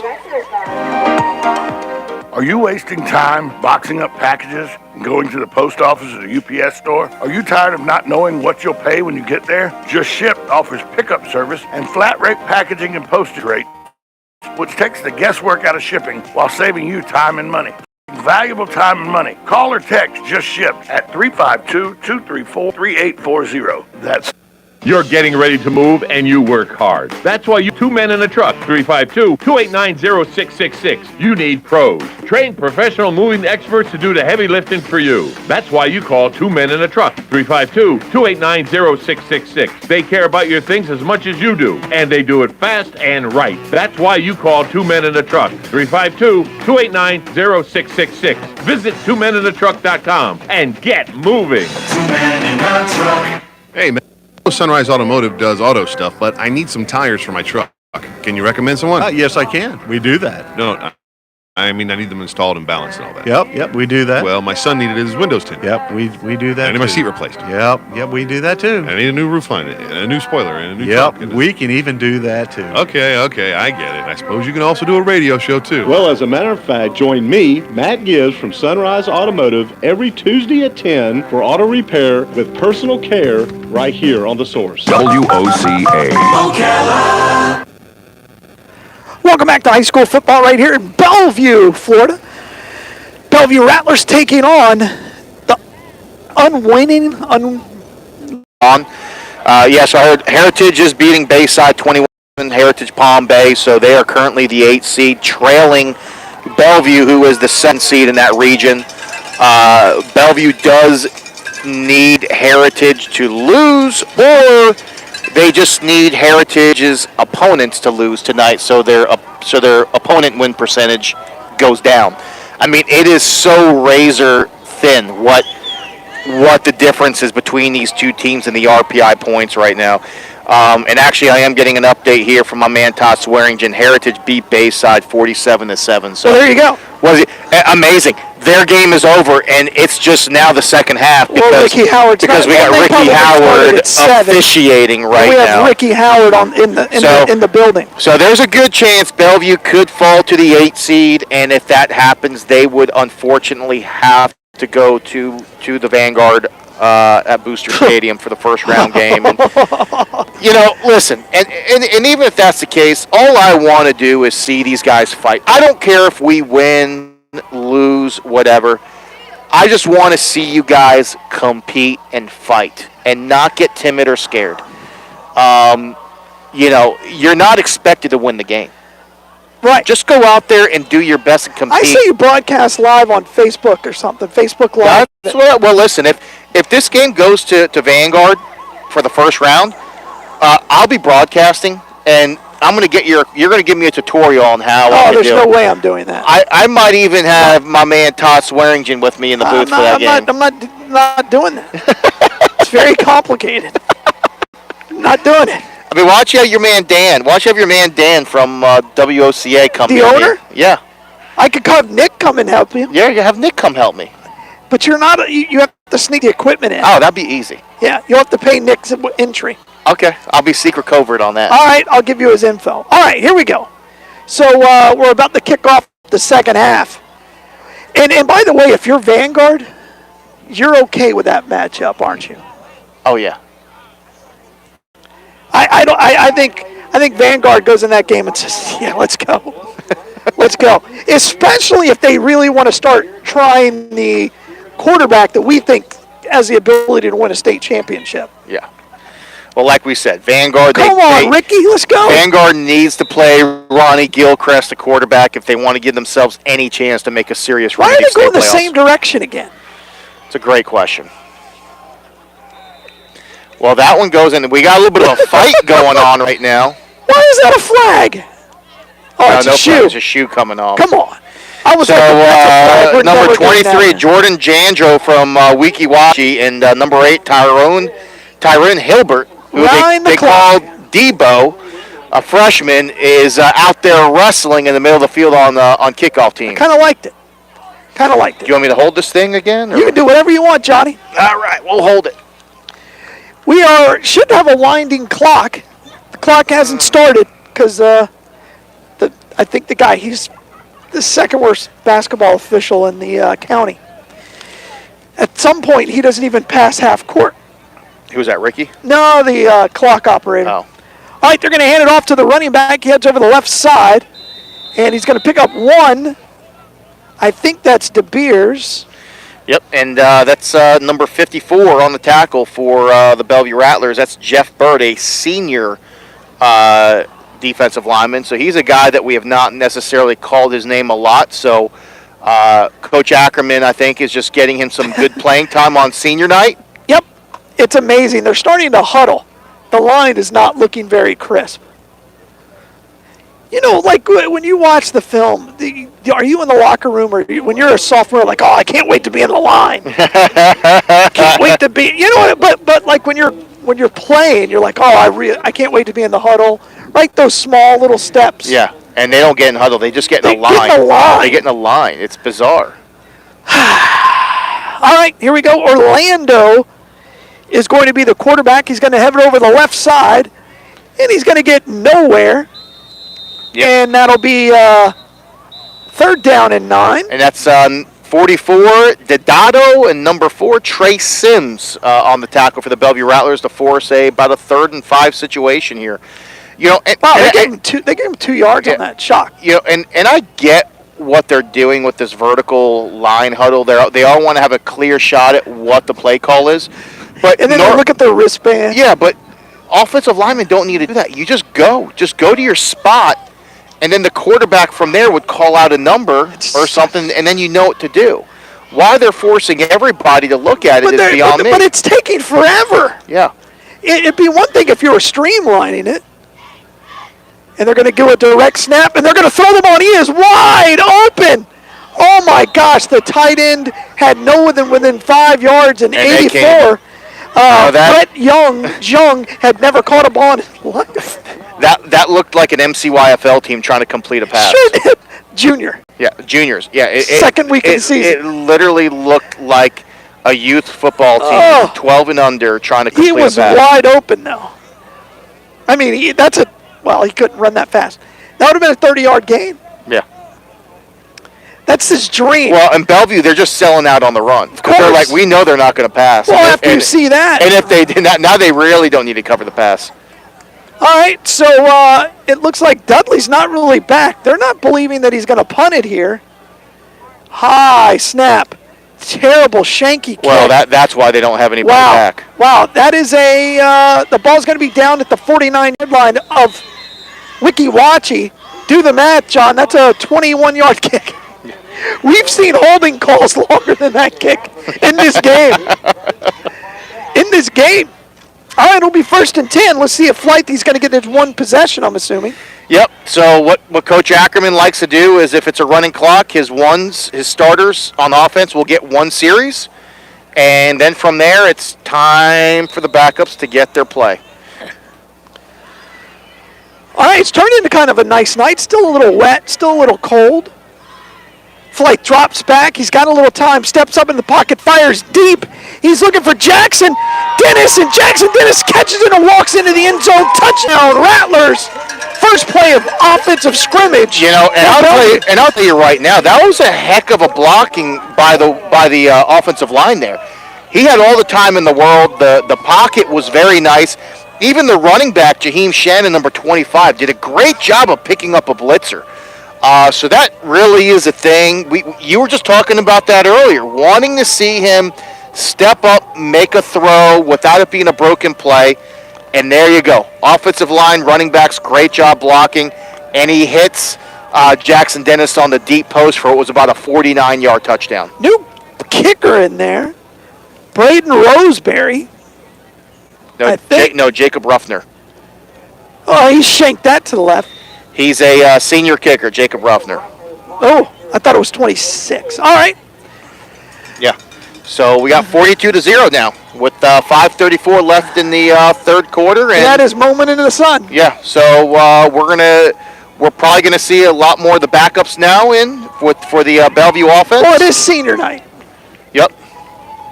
But you're gonna see a freshman quarterback, Britton Stevens, come into the game. Oh, I didn't know if they play Riley Smith either. I'm talking about for Bellevue. Oh, okay. Britton Stevens will be the quarterback that comes in.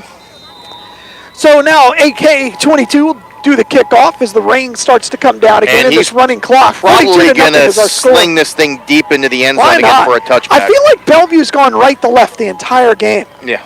Have they? Seems like it. There's the kick, knuckling thing that bounces at the 20, fumbled at the 5. Now he's going to pick it up, turn around, and run. Oh, he runs into his own man. I mean, he hit his own man hard, too. I tell you, credit number 9. Oh, and there's another flag. Another flag. I'll tell you what, the side judge on the visitor side, he's going to have to ice his elbow. Yeah, he's throwing them tonight. I mean, he's thrown like 20 penalties, like 42 yards I think they're going to call a face mask on Bellevue. Oh, I thought it was a holding. Let's see what Ricky Howard's squad calls. It was a personal foul, but they're not saying what the personal foul was. They're marking it off as 15. I think he hit him too hard. This ball's going to by his own player. I don't know how there's a face mask. He hit his own player. But that'll be all the way out to the 30-yard line. It'll be 1st and 10. Tackling too hard. Ricky Howard. Still don't know what the penalty was. No. All right, it'll be 1st and 10. Daryl Miner, nice job there on the kickoff coverage, though. I mean, he ran through 2 blockers and was really the guy who disrupted the whole thing. He is solid back there. He doesn't miss many tackles. He's a smart player, and he seems to be in the right place. I formation, 2 wide receivers. They're going to give it off to the running back who heads up the middle. and he's going to be brought down by a lot of clean jerseys, but he's going to go all the way out to the first down. Yeah, and that's number 20, Jaquan Donnelly, and number 5, Jahari Baker making the tackle there. But, hey, big positive run there for a gain of 9. They've got a 2nd and 1 situation now, Weeki wachee. The rain's starting to come down a little bit harder. The Bellevue defense, if they want the shutout, they really got to step up here. I think they're yet to get a shutout this year. Clock runs, 2:53. Underneath center is Orlando. He's going to hand it off, and there's a fumble. Ball is out, and that's going to be recovered by Bellevue because I think he wanted it more. Nope. Quarterback fell on it. Sure did. That was Gino Martinez as the quarterback now. And number 88 for Bellevue, Hilbert, the freshman, getting back there. I mean, we've been calling his name quite a bit, Hilbert, tonight, and he's only a freshman. Sure We've called him for some fights, some tackles, I think he got a personal foul. Yeah. And they line up. I just can't stand it. I don't understand it. I don't mind it when they go to their position and look. Yeah, Right, because you can go a little fast pace. Yeah. But what they're doing just seems to delay everything. All right, 3rd and 7. They're going to give it to the running back. He heads over the left side, breaks a tackle, breaks another one. It's carrying 3 Bellevue Rattlers over the first down marker, still going. Gets all the way out to the 45. Nice run there by O'Deans, who Bellevue actually came up with the ball there. I think this is terrible. Well, I think what's happening with Bellevue though is they're too worried about stripping the ball versus just making the good tackle. They're trying to force turnovers right now is what they're trying to do. I just hope we don't catch on fire. Yeah, this rain's coming down right now, but I think we're going to be okay, Galen. We're going to be okay. It's not your stuff. I'm going to send the bill to the FHSAA. 1st and 10. Ball sits at the 44. It's miserable out here now. I formation. They give it to O'Deans, and O'Deans cut down after a 2-yard gain. Oh, that was Rocco Orlando. 2nd and 7. This is brutal. Well, the good news is it's a running clock. Do you have any other notes that you wanted to bring up? Because we are in, the game is boring. So you need to entertain us with your notes. Well. Do you want to talk about your Twitter war? Oh, snap. And the quarterback picks it up and turns it into a 3-yard gain. It'll be 3rd down and 3. Do you want to talk about your Twitter war this week? My Twitter war or someone else's Twitter war? Well, it wasn't my Twitter involved. War. I made a comment, and You got involved. Well, yeah. Well, Coach McFadden, the defensive coordinator for Bellevue, he retweeted a congratulations for Ernest Flythe, the quarterback who got invited to the Florida-Georgia game, and made a little comment like, "Why did you, as a coach? I'm off social media for these very reasons. But why in the world would you have a problem with that?" Yeah. Well, and he made a comment like, "Hey, but made a comment, that kind of there's a run right up the more or less insinuated that but hey, they didn't vote for you for the All-FACA team." And Coach Harris from Donnell and Price Harris kind of got a little bit butthurt over it, and said came in defending his kid Townsend because he felt as if he's taking a shot at Townsend. Well, he really was, and all he was really doing was promoting his own player. But I don't understand why you can't. And not to say I don't disagree with Coach Harris. I do think Townsend did deserve that award. I mean, he did. It could have gone to either guy, but yeah, Townsend was. It's a career award as much as anything else. It was the right pick. Junior. Well, it's not even so much about stats. He's had some signature wins against good football teams this year. But the point is how he came after Coach McFadden, calling him an idiot, calling him dense, calling him stupid. I thought that was pretty unacceptable. It's classless. If you're a head coach, obviously I'm not the most innocent person in the world on Twitter either. But you own it. But I own it. You own it. And I'm not a head coach either. No, you're a booster. You're supposed to root for your team. Yeah. 1st and 10, they're going to try a little trickery here, do a little end around. Now they're going to try to throw it, and that should never be thrown again. They should just abandon the forward pass. Yeah, they should. Let's just go back to the 20s. Yeah, but I chimed in and I said, hey, both guys are deserving. Doesn't go on Townsend, but here's my argument with this whole FACA voting is, you got Vanguard High School, who's got the best front seven in the district. I mean, you could argue Buholtz is pretty dang good too. You could say the best seven, and But a lot of people compare him to not a single guy from the front seven at Vanguard makes it. Unbelievable. So that being said, my point is when that happens, the process is obviously very flawed. The process is flawed. They're going to give it a little running back play over the right side. It'll be 3rd and 3. Actually, 42-0 is our score. And actually, I had a conversation with Steve Rem about this. He told me, he said, you know what the best thing to do would be? He said, you bring in unbiased guys like myself, like you, like Richard Burton. Neither one of us are unbiased. Well, but my point is we're not a coach. No, but we'd be fair. But we're seeing a lot of different guys live. Sure. I mean, I think what you do is you bring in a representative from every school, but you don't make it a coach. You make it someone who's seeing a lot of the games and everything, and maybe you do it that way. And you get your nominations from the coaches. Well, I just find you it bring in hard to Richard believe. Burton. You could bring in just bring in people from the Star Banner. There's. But I guess they call it FACA for a reason because it is a coaches association. I think the Touchdown Club does a really good job of picking the winner of the high school football player of the year. Yeah. I do. I think they do a really good job of that. You know why? Because it's a committee. Yeah. And they sit there and they argue about it. Well, turnover on downs. But they put a lot into it too. You're talking about the Scott Brantley Award, right? Yeah. And again, Todd Duffy's ran that for a long time, and he's done a good job. I don't know who's running it this year. I don't know if Todd's still involved. But again, they put effort into it. And they talk to the kids, and they talk to coaches. Bellevue's backups are in on offense now. So who's the quarterback, Johnny? Britton Stevens, the freshman. Britton Stevens. He's a lefty. 3 wideouts to the right, 1 to the bottom, or 1 to the top. He looks to the top. He's going to fire the go route for Dudley. Oh, and it's incomplete. That'll be pass interference. And they're going to call pass. That's a terrible call. Yeah, that's not a pass interference. Bellevue catches a break there. That was just good coverage by number 13, Darius Daniels.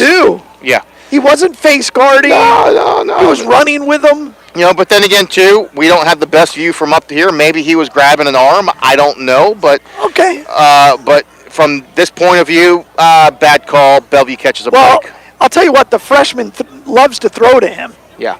His first pass, I think, was... but Amarian is now out of the game. I think what they did is... they're going to call that on the Rattlers. Oh, they're going to call offensive passing interference. Oh. I don't know how you call that either. Oh, this back judge, he's made some pretty terrible calls. That may have been his worst. Yeah. Oh, Check. I can hear myself. It out. There you go. All right, there you go. Yeah, it's weather and electronics is not good. No, water and electronics don't mix. Good run there. But it has kind of stopped raining after that strong mist. It's still misting because I can feel it on my neck. This is Mount Union weather. This is football weather, baby.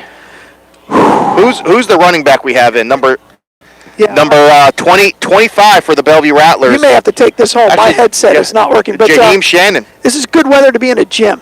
Watch basketball. There's a little flanker route. Langtot knocks a guy down, breaks a tackle, gets chopped, but it'll be enough for a first down. Langtot better be careful singling the first down. That'll get you a penalty. Because that'll get you a penalty with Ricky Howard. Yeah, well, with he didn't do it in somebody's face. I guess that's the difference. He's watching on TV. Yeah, you hear me shorting out. That's pure weather. Do you have another headset? I have 2 of them. I'm not going to ruin those. One's enough. We have 5 minutes to get through, unless they keep calling timeout. 42-0 here is our score. It looks like Bellevue's going to secure that shutout, John. And that'll give them a little momentum. It's looking like it. So let's break it down.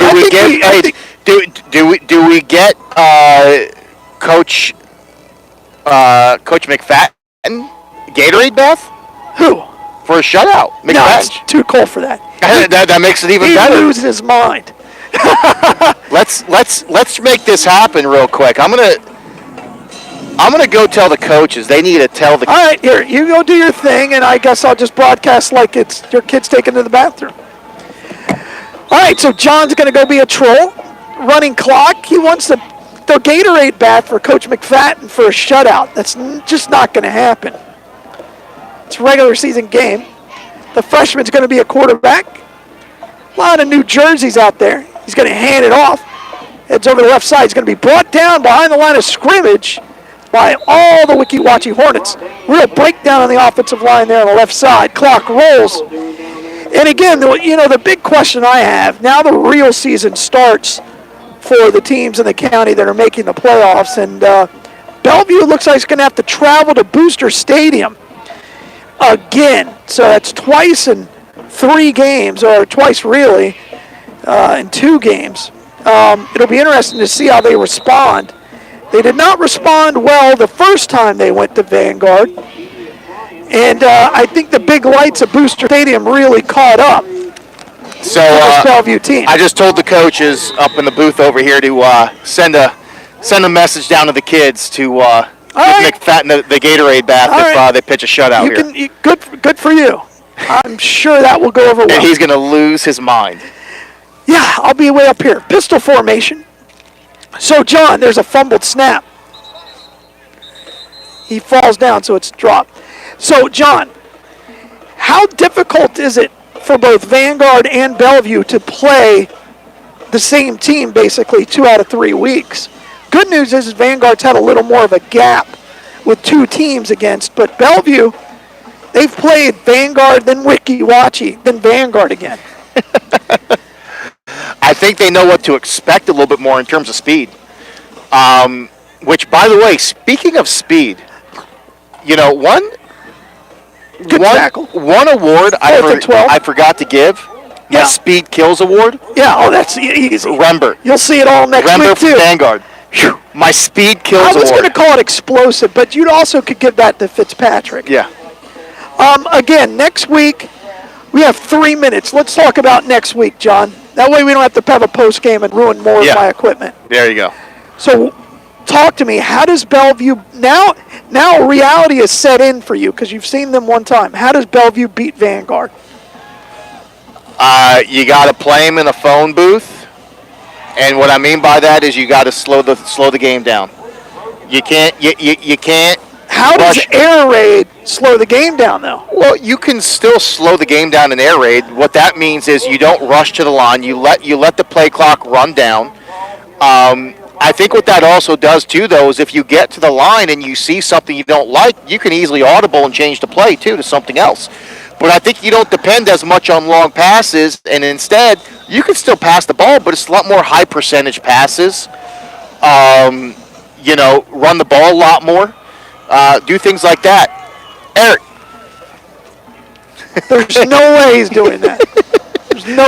There's no way Cleats is doing that. They're gonna have the kids give McFadden the Gatorade bath. Oh yeah.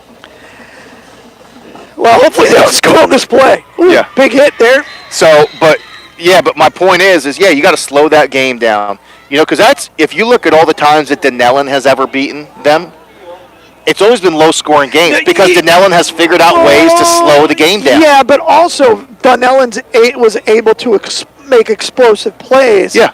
And they have the athletes to match up with Vanguard.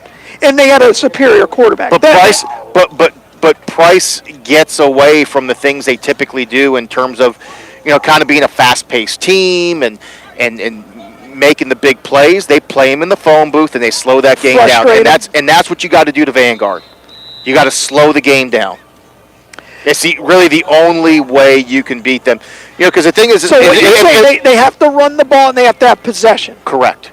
And here's the thing: when we used to beat Vanguard back in the day, we didn't beat them by slowing the game down necessarily as much as we did just by beating their butts up front. But we had a totally different type of team 20 years ago.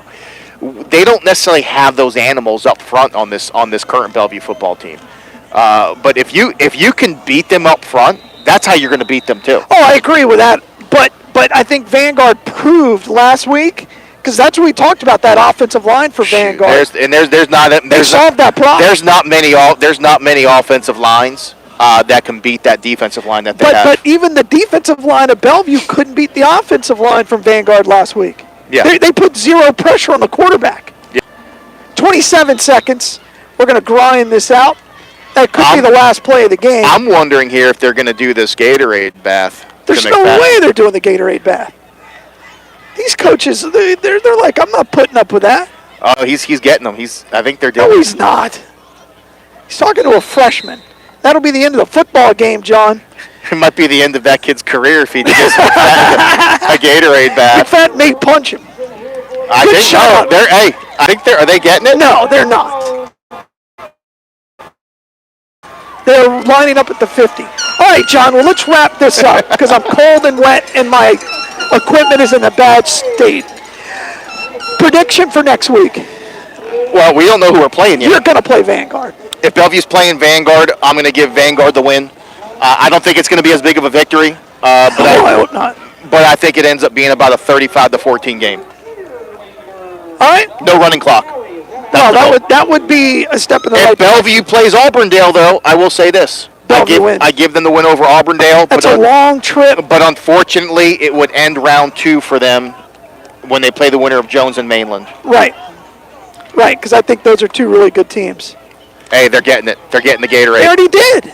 You got something on them. Oh, my gosh. Who are they going to get? Oh, they're getting sneakers. Oh. Did they get McFadden? No, a little bit. Yeah, they did. They got him over here, and you missed it. They got Pitts. Pitts is so mad at you right now. Don't wear your cleats. All right, guys. All right, hey, for John Ivory, I'm Galen Unold, and I do just want to say thank you guys for, I'm done. Yeah. I've been doing this for a long time. I'm done. I had fun. Yeah. Hey, I'm going to rope you back into this next year. No, I don't know. I'm going to get you back in. I think you got to know when to walk away and the fire's out. Oh, come on. The fire's still there. Fire's out. After a night like this, the fire is out. Yeah. All right. For WOCA, The Source, you've been listening to high school football right here on 96.3 FM. Text Dan and tell him we're out. So, again, thank you guys for putting up with me and John. And if you like what you hear, just tell the FHSAA, and you can have more of it. So, all right, Johnny, have a great one. Good luck next week. Yeah, thank you. If you go on Facebook Live, I will watch. There you go. My wife has an account, I think. Can I borrow your stick? Sure, absolutely. All right, we're out. Have a great one.